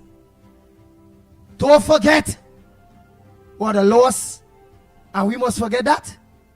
To what? Let them come back and do worse against with children, grandchildren, great-great-grandchildren. Let a new opposition rise in Trinidad and Tobago. PNM must be done like the NAR. And the NAR was done for no reason because of the PNM. It is what it is. It's alleged it's the PNM. It's alleged that people in the PNM had known and had ideas of the coup. And that is what destroy Robbie government. Everybody turned on Robbie. When he started to raise gas, when he cut the cola, when he had to go to the IMF, when he had to do this. Not thinking. Because it was fanatical back then. I too. I was a PNM. That the man had no choice to do those things. After the PNM, Eric Williams, then Chambers, and then O'Halloran, and after they clean up the treasury. Exactly what went on back then. Oh my Lord, 40, 50 years after. Oh my God, 40 years after. 30 something years after. I'm not too sure to calculate how long. The PNM come and clean up the treasury again. Nothing. No ministerial money. For a matter of fact, the ministry is owing. We're in a deficit budget to pay public servants and to make sure all here who are talking to get paid, police officers, all who the state is pay. That's how detrimental it is. That's what the PNM did to us. But yet still, I'd rather go through that. But not the smart Trinidadians and Tobagonians. Majority of the people of Trinidad and Tobago don't like abuse. And PNM is abusive government. The majority of the people. The majority of the people that have been through abuse, most of them left their relationships. It have some that will stay because they get a mutate and they cannot live without the abuse. So I want to believe that majority of Trinidad and Tobago, when it comes to abuse, already left that bad man, P&M, coffee in your eye, black and blue, swallow up your lip, chop you up, you're nearly dead, but I see you live. They see your face bent up, one of your breasts gone. That is the P&M I'm explaining in the most graphic way. That is how they treat the citizens of Trinidad and Tobago, all of us. And today, somebody else had to come and try to fix that with nothing. I know, if because of the PNM, Kamala them had to go to the IMF, you know they would want to blame her. But they wouldn't blame the 10 years of destruction of the PNM. $1 trillion they spend and nothing to show for none of we. Owing public servants, owing back pay. All that money pass and run. And nobody get nothing, them eat all the food. Them sprang in. And only send them to rehab on the 28th of April gone. But here it is, I tell only true, you know. For those of you, only I hope. But you see the people who support PNM, I say in them and I no hope. Rehab or not, some of them will never change. But so long as most of we change, PNM will die a slow death. That is my editorial this morning. And to put in too, that PNM have it as is. I went to my daughter's school, they had to sign up and them kind of bacchanal thing for the new term and the thing in people, right? Right. But many people, I always hear them complaining, I know used to go through it, but I say, boy, when you had to register training school, you had to be paying all set of money. When they pay money for a badge, when they pay money for security, or a PE jersey, or boy dress. Parents don't have to go through all where they're going through. Kamala them have no money to help with no book grant. They ain't change the curriculum where the government go provide the textbooks and the parents just have to organize and just buy the normal stationaries, the uniform. Them things change yet. School go down close and open back. Them still have to organize, settle, and start to know where they're looking for money because the treasury empty. PNM blow it out. It gone. They sprang it out. They smoke it out. Well, why can't I tell people that they blow it out? The nuclear bomb with money. Where's Sissy? To explain what they do. So I don't know, you know. But I find that is a kind of extra strain on parents. When they are registered the children and it's some places 500, some places 8,000 and that kind of parents are going to get the books and thing too, you know. They are going to buy the uniform and thing too. And then PNM destroy the thing how come them had it before. One child, if a man, God say multiply, if a man have 4 children, and in primary school, one primary school child is about $1,800 to $2,000 to complete them by. And you afford that. Oh, good. And most likely you ain't going to afford that, you know, because I like you make twins or something. But I want to know who go in secondary school, school. Oh, God, boy. PNM destroy all of that, you know. And all of we balling, but yet still we. Why balling? Freak that, me playing that. I balling.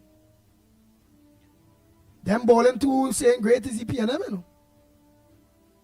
But them is demons to themselves, boy. Everything that was good for the people of Trinidad and Tobago, PNM destroy. Don't call no names, it's the PNM. The PNM is the problem. We must see that after 40-some, 50-some years. Jesus Christ.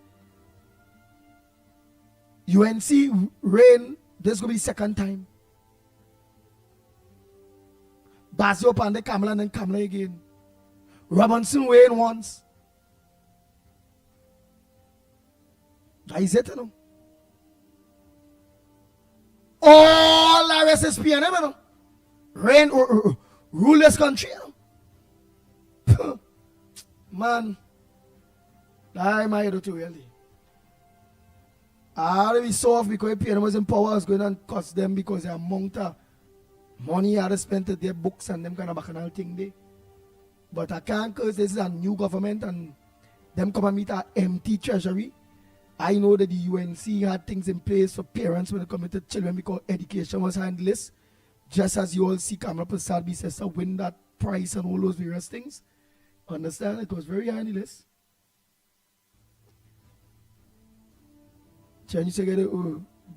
Everything was in order when it comes to nobody going to school hungry. Everybody had textbooks, the government rotating the textbooks. Everybody had a whether Indian, African, wherever, everybody had to organize and just get stationaries. So in all, you might have spent like $1,000, $1,500, or like $2,000 on everybody if you have 4 or 5 children. That stationaries, uniform, everything. But double that twice, 3 times. 2,000 if you say 2,000 for everybody. That is about 8,000 you'll have to spend if textbooks not involved. Boy. I'm glad they're paying a mash. Because all we parents still have to find that. We have to organize and handle that. The lines are open. The lines are open. That the pit bull front burner. My front burner is to deal with the parents, the amount of parents, over 20-something thousand of them, in various schools, where they entering, where they changing, boy, die more than 20-something, boy. Die thousands, boy, oh my God. As students, after they get the textbooks, the stationaries, the uniform, and they still have to organize and pay the schools money. But they be at 500, 800, 1,000, 1,500 based on the school. Jesus Christ, in this period of time, I think that was good enough to bring us a front burner. That don't mean to say my front burner is your front burner. Whatever is your front burner, you need to raise an issue again to make the public aware and our government aware. The pressure that we are under and that these are the places that they need to channel back certain things to ease our lives. You know, and there's the platform for it. Right, but it's open to you. What's your front burner, Trinidad and Tobago? What's yours? What's supposed to make news that not making news? Let me know where you're calling from. Morning caller. Yes, Andy. Good morning. This is Marilyn calling from the U.S. I'm literally in Tennessee. And I was looking at you, and I am seeing where you're speaking about some of the kids do not have books, you know. And long ago, people used to come out and donate their books, and probably you could reach out to some people who have the textbook at their house to come out at a certain drop-off point. So the kids who do not have, they can get their different textbooks. Very good idea. But how we Yes, based sir. I educate 4 kids in that country, and all of them went to prestigious school. Very, very expensive thing, and so that's. I think you all could have some used book drive. Nice, and that's his option. Oh boy, thank you All right, so much, and- Tennessee. No. One more thing I want Go to ahead, stress, go sir. ahead. In the convents, in the Catholic schools, you know, your children go to. Okay, so some of my kids went to Vedic school, some went to Presbyterian school. But when they enter the convent, I'm a product of the convent too. Convent also. What they will do, the kids who are coming out from the Vedic school, or especially the Vedic school in Pinal, they would, when they enter the convent, they have such a high, grade. They made such a high score. But because of convent, instead of we send them to NAPS or something, we choose Pinal Convent. And what they do, they treat the kids, they treat the student there like if they are second-class citizens. They do not give. For instance, my daughter was the brightest in mathematics. They never allow her to enter the Math Olympia because she's Indian. Wow. And sir, And that continues up to today because I keep in contact with my niece went there and she is in UE now doing mechanical engineering. My daughter did mechanical engineering, medicine. You know, we have intelligent kids. And my sister-in-law would say, well, you have to tell my brother, you have to go, otherwise those people there would look at me as a stupid coolie. You know, that is what's going on in these schools. And it is funded by the government or the taxpayers' money. That is something we, Trinidad and Tobago, have to look into. Why deprive the kids who have the ability or the high IQ, as I would say, and keep them down? They are oppressing the kids because of their race. Understood. And again, that's your front burner, and I'm positive that people understand. That people that understand exactly what you say. That some will be against, that some will be for. But great intention, and you talk your mind, you talk the truth, and that's what the Growing Report is about, Tennessee. Thanks so much, and make sure and let other very important people like yourself, because the garbage man is very important too, the plumber and everybody, Yes, exactly, and let them across there know to log on to the Growing Report. All Trinidadians. Yes, my husband and I do. My husband and I do. You know, and we know the Prime Minister. Okay, thank you, sir. Thank you so much, Tennessee.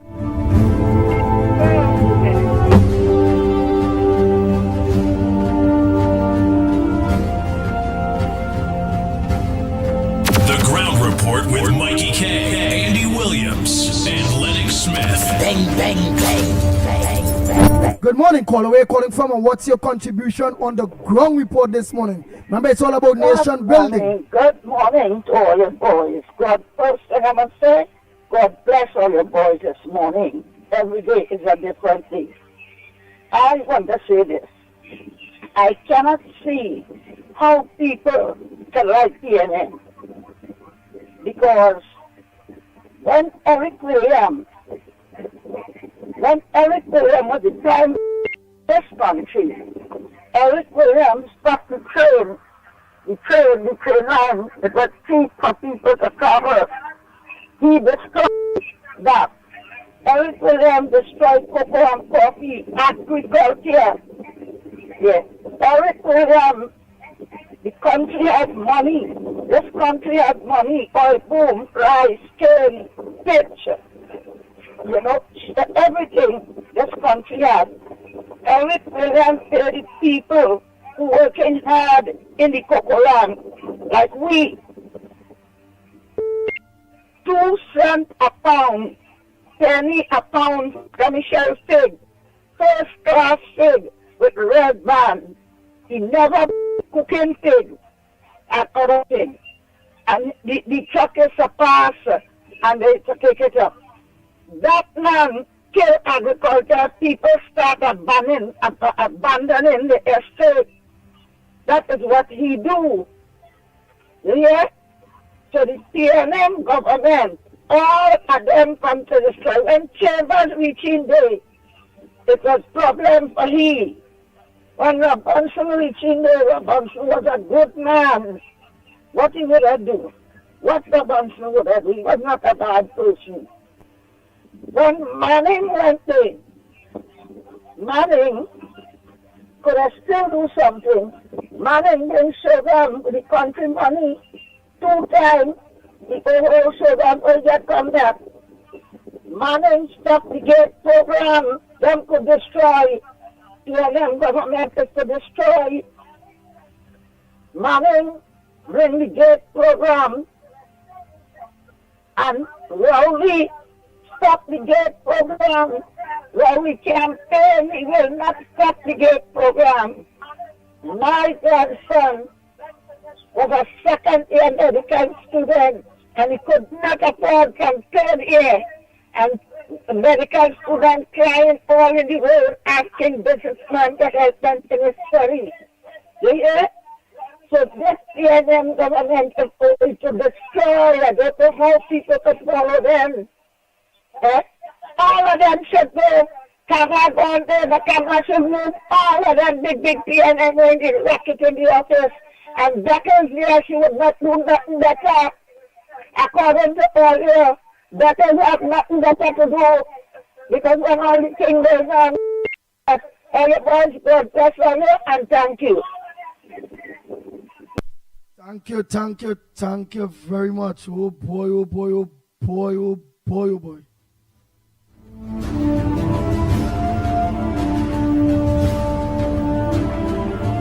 Some people will say, well, why sad? Why the background sad? Because school term going to face all the way, you know, that me, right? I just talk about her with Miss Tennessee talk there, but she had to understand, I like how she come in the arena, make sure and fight other Trinidad and Tobago, and let them know the ground report, right? Even if you've seen some people saying that it's not Tennessee, it's Hennessy. That is something I've seen. I'm reading somebody say there, it's not Tennessee, it's Hennessy. Right? Some people say, well,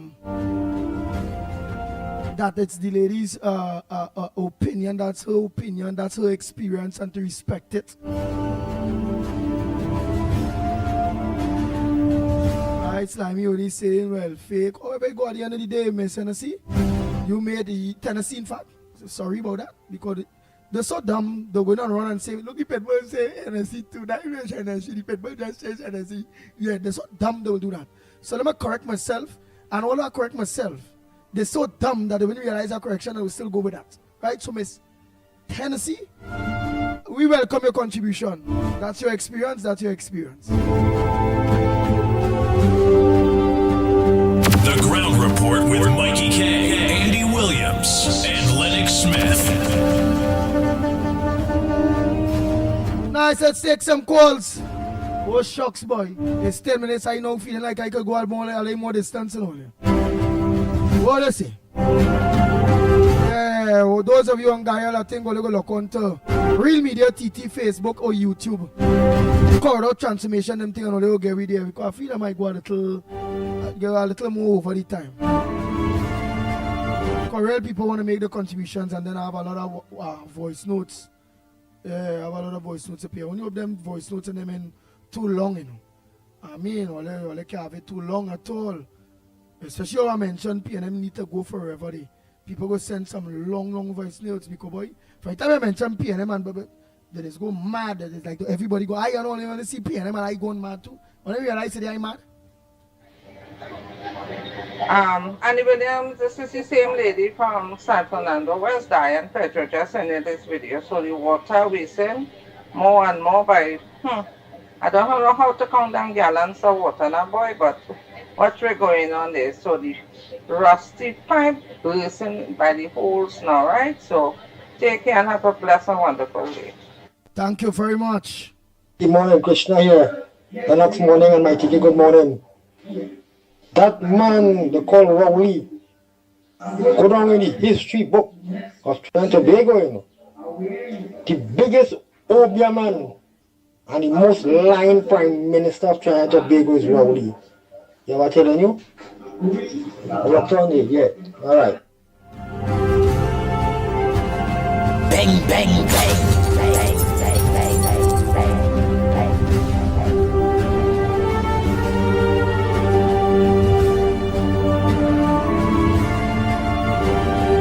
Andy, morning. That one with them slimy, easy was. Every time I ask it, what the government to do for him, he could never answer me. You always see business. Andy, morning. That one with them slimy, easy was. Every time I ask it, what the government to do for him, he could never answer me. You always see business. Well, good morning, Andy. Listen, morning Trinidad and Tobago. Listen, I'm listening to you like the criminal come from Laventille and not Laventille alone, but anybody else, but most of them, as far as I know. So let me correct that. Because I tell you why collar crime criminals that they ain't coming from Laventille at all. They come from the prestige areas. Right? That was our next day, but I'm glad that you mentioned that. And again, that is how to take corrections. Right? So you're so correct, Kenrick Prasad. Yes. I talking about the bag snatchers, the car thief, the this, the that. Right? Comes from the depressed PNM areas. when it coming to the white collar crimes, the smart man thing, everybody waiting here what I'm going to say. It come from the prestige. Look, the waiting to see. I say in the PNM area, but I want to say, because them is the intelligent ones now. But it's a ground report. It is what it is. It come from the people with the education, with a lot of education. Some people gonna say that, but I'm afraid to say it. Our partner in the studio here, you know watch anyway. He watching me like, hey, you're playing smart man. Why you know you say the heinous crimes, the murders, the home invasions, the this, the that, come from the PNM areas. But when it comes to the white colored crime, when it comes to fraud and all them kind of you want to hear what I'm saying, you say, well boy, you know we gonna say there's very educated people areas.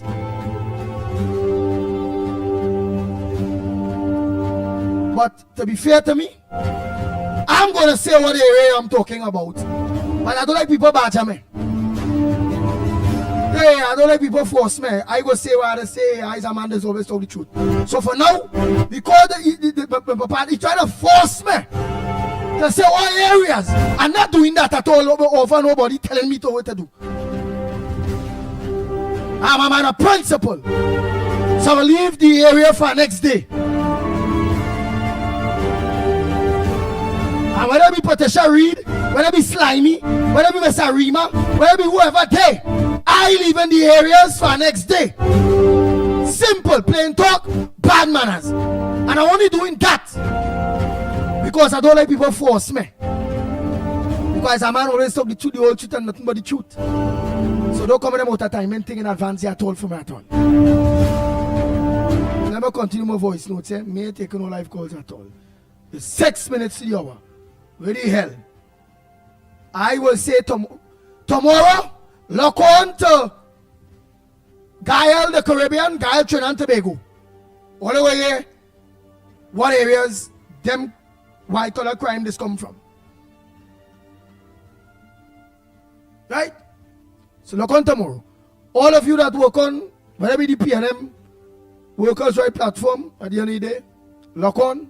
I never say that. It's people say that, and again, I don't mind because I was a PNM. And I love each and every one of you that look onto the ground report every day. Whether you like we or you don't like we, it is what it is. It's the only real program. Plain talk, bad manners. I feel like I go like thing. Let me play with them voice notes and them day. Don't pressure me at all. I talk about the heinous crime. Sturge and all of them right now dealing with the white colored crime. All where PNM white colored people thief out all we money. The treasury empty. Cameron them dealing with that. All the thing, they're doing the thing. Give them some time, man. Give them some time. Give them some time. They're doing the thing. Don't jump in them at all. So let me continue there, let me continue. Good morning to the Ground Report family. I have a problem. Pitbull, you could believe it's 2 months now people are getting insulin. I don't know why they're victimizing poor people. It's 2 months. Yesterday I went down in the drugstore. And the man turned tell me that look back my paper because I called the people at them with the medical for prescription. The man tell me hold back my medical, right? Because it have no insulin going in 2 months. You understand? So I begging other please to ask what really going on because you see that beg giving me no answer. All they say that all the people I'm going to distribute it and that kind of thing. And look how long they say that we getting medication. Martin, that I hope PNM leave it, you know. And Kamala them had to try to fix it because they don't want nobody dead. But what I feel you're trying to say is you went to the public pharmacy, whether it be a health office or hospital to try to get your medication, or whether you are part of ZDAP, the CDAP medication or whatever. And when you go, you can't get no insulin. It's about 2 months now.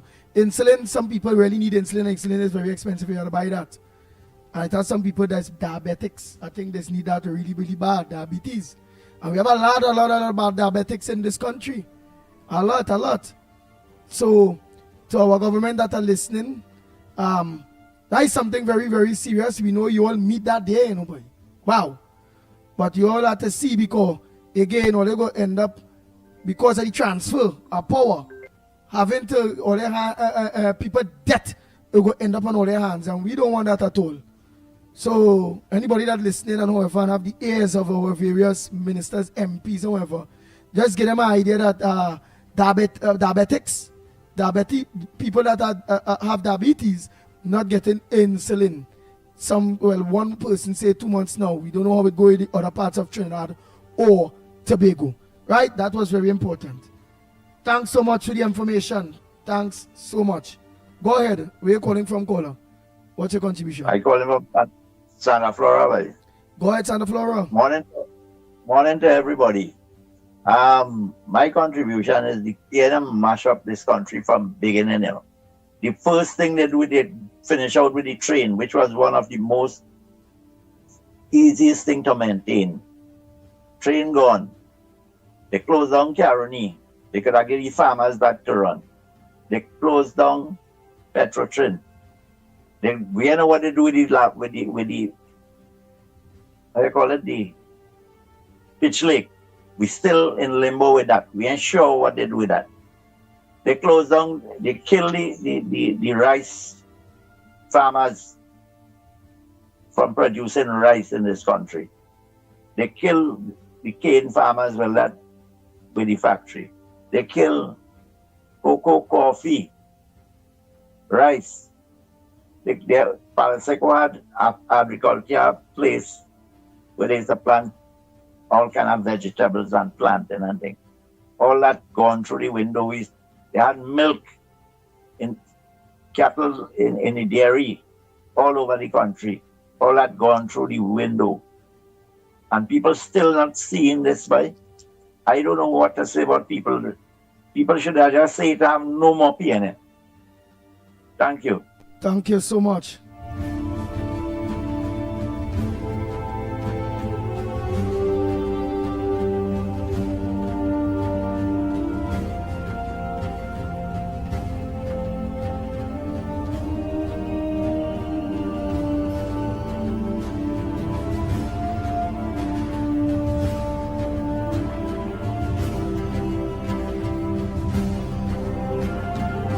Andy Williams and Lennox Smith and Mickie K. Roller to be Trinidad and Tobago.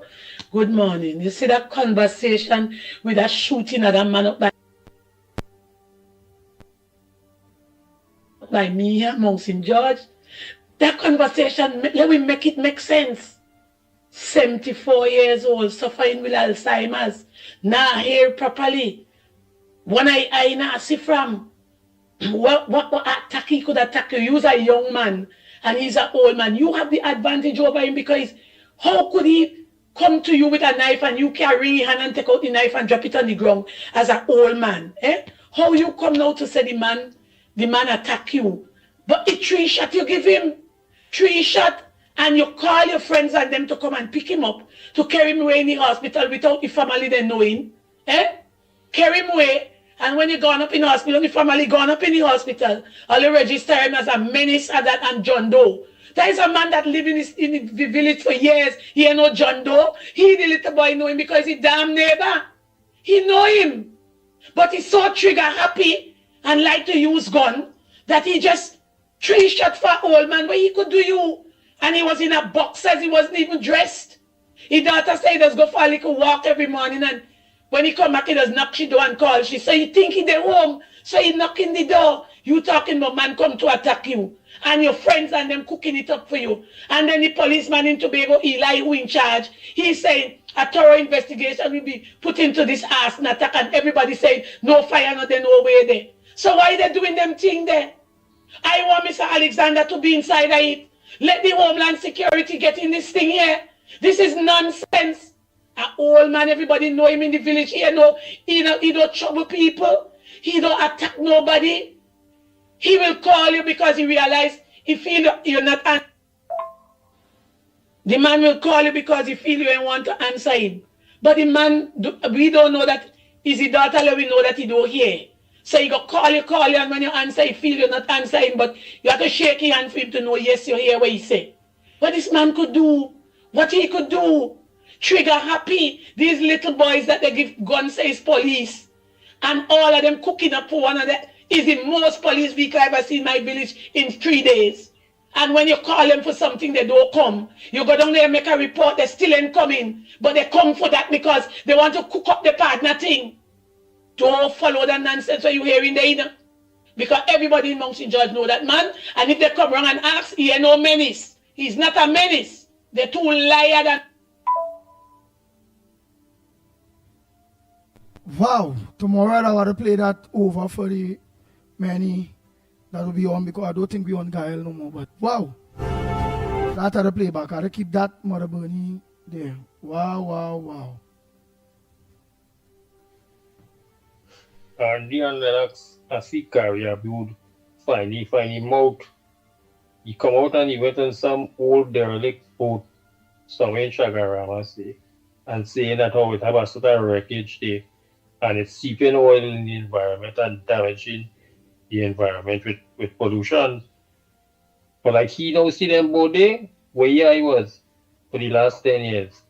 He wasn't there for the last 10 years under the PNM, when he is supporting the PNM. He called on this government to clean up that. We feel them both blocking our water course in Chaguanas and some area with like where the government cleaning up our. Why he ain't get a crew and go and clean it up? All the time. You're back in this PNM for the last 10 years. You didn't see any boat on them day. Now you're seeing it spilling all kind of pollution in the environment, and you're seeing it now. And they're begging Kamala to come and do that. But you're trying to undermine she not to get into power. You see all them so wicked? All they zip all their lip. All they had tip all kind of things for the last 10 years. But now all them out open. Huh? All they want things done right now. Gary, you gonna organize the crew and get them to come and pick up them boat and move it out, right? And do what you do. You ain't gonna force the government to do nothing before time, right? I agree with you, they had to move, but don't come out here and bump your gum like that. People know who he is. Have a good day, long report. Morning. Andy, good morning. Rolando here. Morning, Mickie and Lennox. Andy, I listened to a clipping from Pastor Tobago on the TC show. But that Pastor only got idiot. He say everybody will lose the contract from TC. But he don't understand the PNM Lake Bamsey, I like K-Park. Everybody had to go to PNM. He don't understand. He still want to hold on what he has. That clown, that Lake K-Park man, Pastor Pangugo. The man no pastor, boy, there's a pastor. The man is a K-Park with the committee, and the other man want to. Every contract will get and handle this to revoke it. Everyone you have to revoke all those contracts and start looking into the contracts. Because they're just giving them guys money to buy weapons. Pastor will buy weapons with the money. I give it to all the kids because they think he's a pastor, he's teaching for them. Man, Andy, we need to get rid of that clown. We need to down that mass with program to nobody, not even one US program.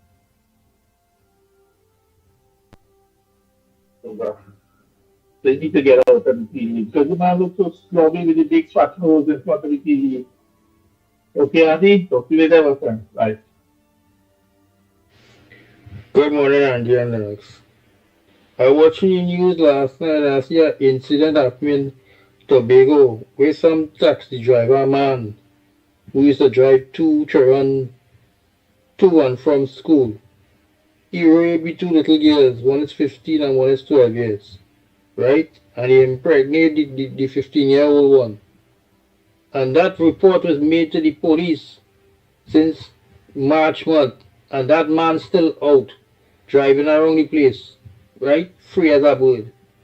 The mother made a complaint and begging for help last night on the news. Roger Alexander, when you call them PTPS up in Tobago and give them a good tongue lashing because they have this man who's a child molester, raping 2 little girls and driving around free as a bird. What's wrong in this country? Eh? All these things happen under the PNM, you know. The PNM police. Them fellas and them are to get the acting order and deal with the driver, man. He should be in jail and he should get some cat 09 too. Eh? 2 little minors you gone raping and you doing that in that business a long time now? Just because the mother is a poor lady or they want to take action? TTPS or they wake up here or they too wicked outside here. Or they said that molesters running around the place. Who knows what you may be doing right now, that wicked taxi man. Deal with them here. Have a good day, Andy. Good morning, Ground Report. St. Joseph Lady here. Good morning to all the listeners, Andy, Lennox, Mickie. I just wanted to make 2 comments. First of all, we're still hearing about this old flip deck board. These adult people who supposedly so qualified, this, that, and the next. You all have no pride, no self-esteem. Resign and go your way. Resign and go your way. Get out. Mrs. Kamala Persad-Bissessor is the new Prime Minister. Wake up. You're just intent on making mischief. Oh, geez, it's unbelievable. Anyhow, Mrs. Persad-Bissessor said she has a plan. I'm just hoping that plan happens right now because they're already making trouble. Next point. I saw a report in one of the online news reports that students who wanted to go away to the US to study, and now the US not accepting applications as yet. And these same students who prepared to leave Trinidad, go to the US, pay for lodging, pay for tuition, which is in US dollars, these students saying that the government should increase the amount of gate loans so that they could study in Trinidad. Did I hear right? No, man. No. If you had all that money, you don't need these loans. You already have it in the bag. Come on, man. All you make some sense now. This place is real jokey in Trinidad, you know. Y'all have a good day. St. Joseph here again. These board directors really quite upsetting. And if Mrs. Persad-Bissessor could take one more suggestion, change the locks on the doors and rescind their passes and advise security. These people are not to enter the premises. All the email passwords are to be deleted. No. They cannot continue with this foolishness. What rubbish is this about staying on and the good of the country? Where was that? The PNM appointed you. Oh my gosh. Oh my gosh.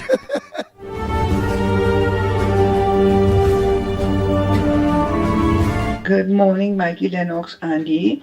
I am calling to congratulate our Prime Minister, Mrs. Bissessor, the Honorable Prime Minister of Trinidad and Tobago. Congratulations. It's not surprising that she won. She's a lady with class, and we all are proud of her. I can always say I'm always proud when she's our Prime Minister. Any part of the world she can go and she's appreciated. God bless her, and I thank you, God, for giving her that privilege. All right, thank you. God bless you.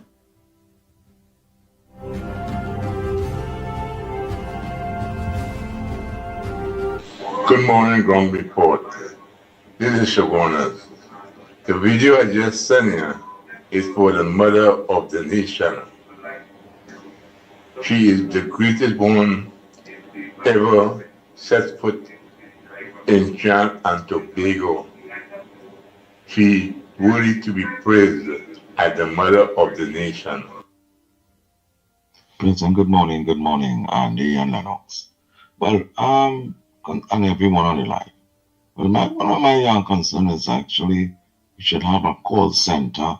Again, I'm asking, hoping, this is just my opinion, that we have a call center with people with different issues, be it roads, lights, water, whatever it is. Have them have a designated number that you could call, then have an operator divert those information to the different various entities. Because, I mean, let me put it in context. You know, the Minister of Works or Transport or whatever, you can't really you personally can't get to them, right? Until something happens or until you could see something visible, you know, be it by news, media or whatever, then they'll get our problem fixed. So if you have a number on that, we could get that information to them, and that agency or whatever disperse whatever it is, so they could have everything right up against them, you know, on their desks or whatever. So let me think about that idea, and let me see if we could get some kind of communication with the people on the ground to the people who are on top. You understand? All right. Blessings, everyone. Morning, everybody. Yeah, so I am disturbed when I hear people using terms like your fellow countrymen are evil or wicked or bad, or even stupid. The people of Trinidad and Tobago and the politics that run our lives, unfortunately, by design, for many decades, has been designed to be adversarial. It was designed that way deliberately so that the ideologies and the interests of a very few get into the halls of government. How does it do that? By getting the masses to be divided along something. In many different countries, it could be anything. It could be religion, it could be tribal, it could be all manner of things. In our case, it's race. Okay? Because we are a democracy, every vote counts. You get into the halls of power via votes. You have to get those votes. You have to capture those minds. How do you capture those minds? You get them to see an enemy in your fellow citizen and see them as an existential threat to yourself. They are a threat to you. So you must unite under this banner, this party, to get into power so that they don't. That's the secret sauce. In the meantime, a secret society of financiers will have their way, will have the halls of governance. It's happened, I mean, you're talking PNM, so in the PNM case, with a French Creole with the face of Madden was replaced by Syrian, or whatever I call them, 1%, in the face of Rowdy. And in my humble opinion, my conspiracy theory, the Chinese Communist Party injected their money into the Stuart Young faction. That's what it is. And don't believe, I know this is a UNC station, don't believe that the UNC is not immune to that, or is immune to that. It is not. I firmly believe some manner of attempt by financial interests within the PNM are who were responsible for the palace coup in the UNC that tried to remove Miss Bissessa. They failed for whatever reason. But don't believe that they are impervious to it. The reason why the PNM may be more susceptible is because the PNM is the major party of this country. For the simple fact that they have been in governance more for much longer than anybody else. Right? Your fellow citizen is captured. Do not refer to him as evil.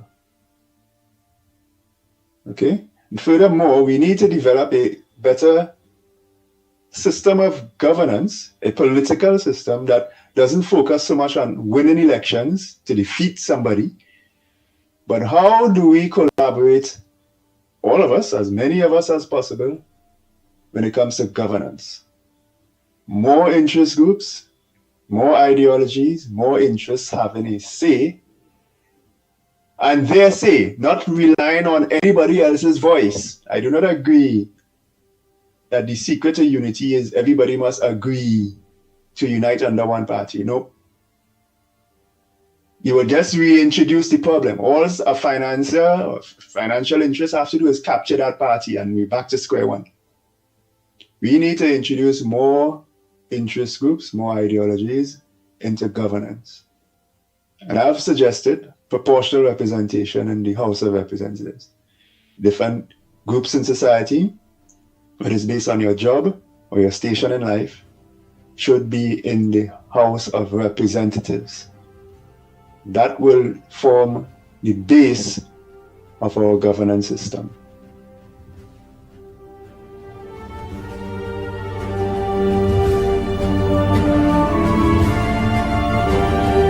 Oh boy, that was the last voice note. I see somebody was calling, I was going to answer. But they don't go on, so. Thanks so much for locking on to the Ground Report. You all could have chosen anywhere else to lock on, but you all choose the Ground Report. I'm Andy Williams, better known as the Pitbull of Radio from the Ground Report, yes. On behalf of the team, same time, same place, from 6 a.m. to 10 a.m.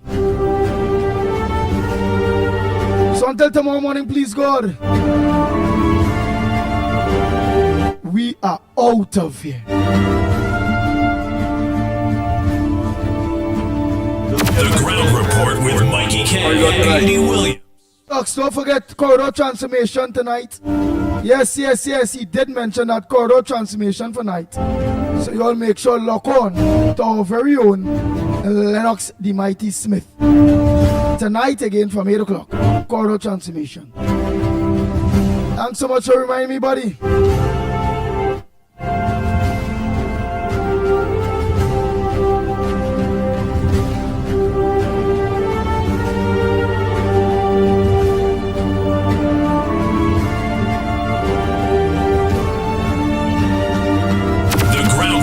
With Mickie K, Andy Williams, and Lennox Smith. Bang, bang, bang, bang, bang, bang, bang, bang, bang.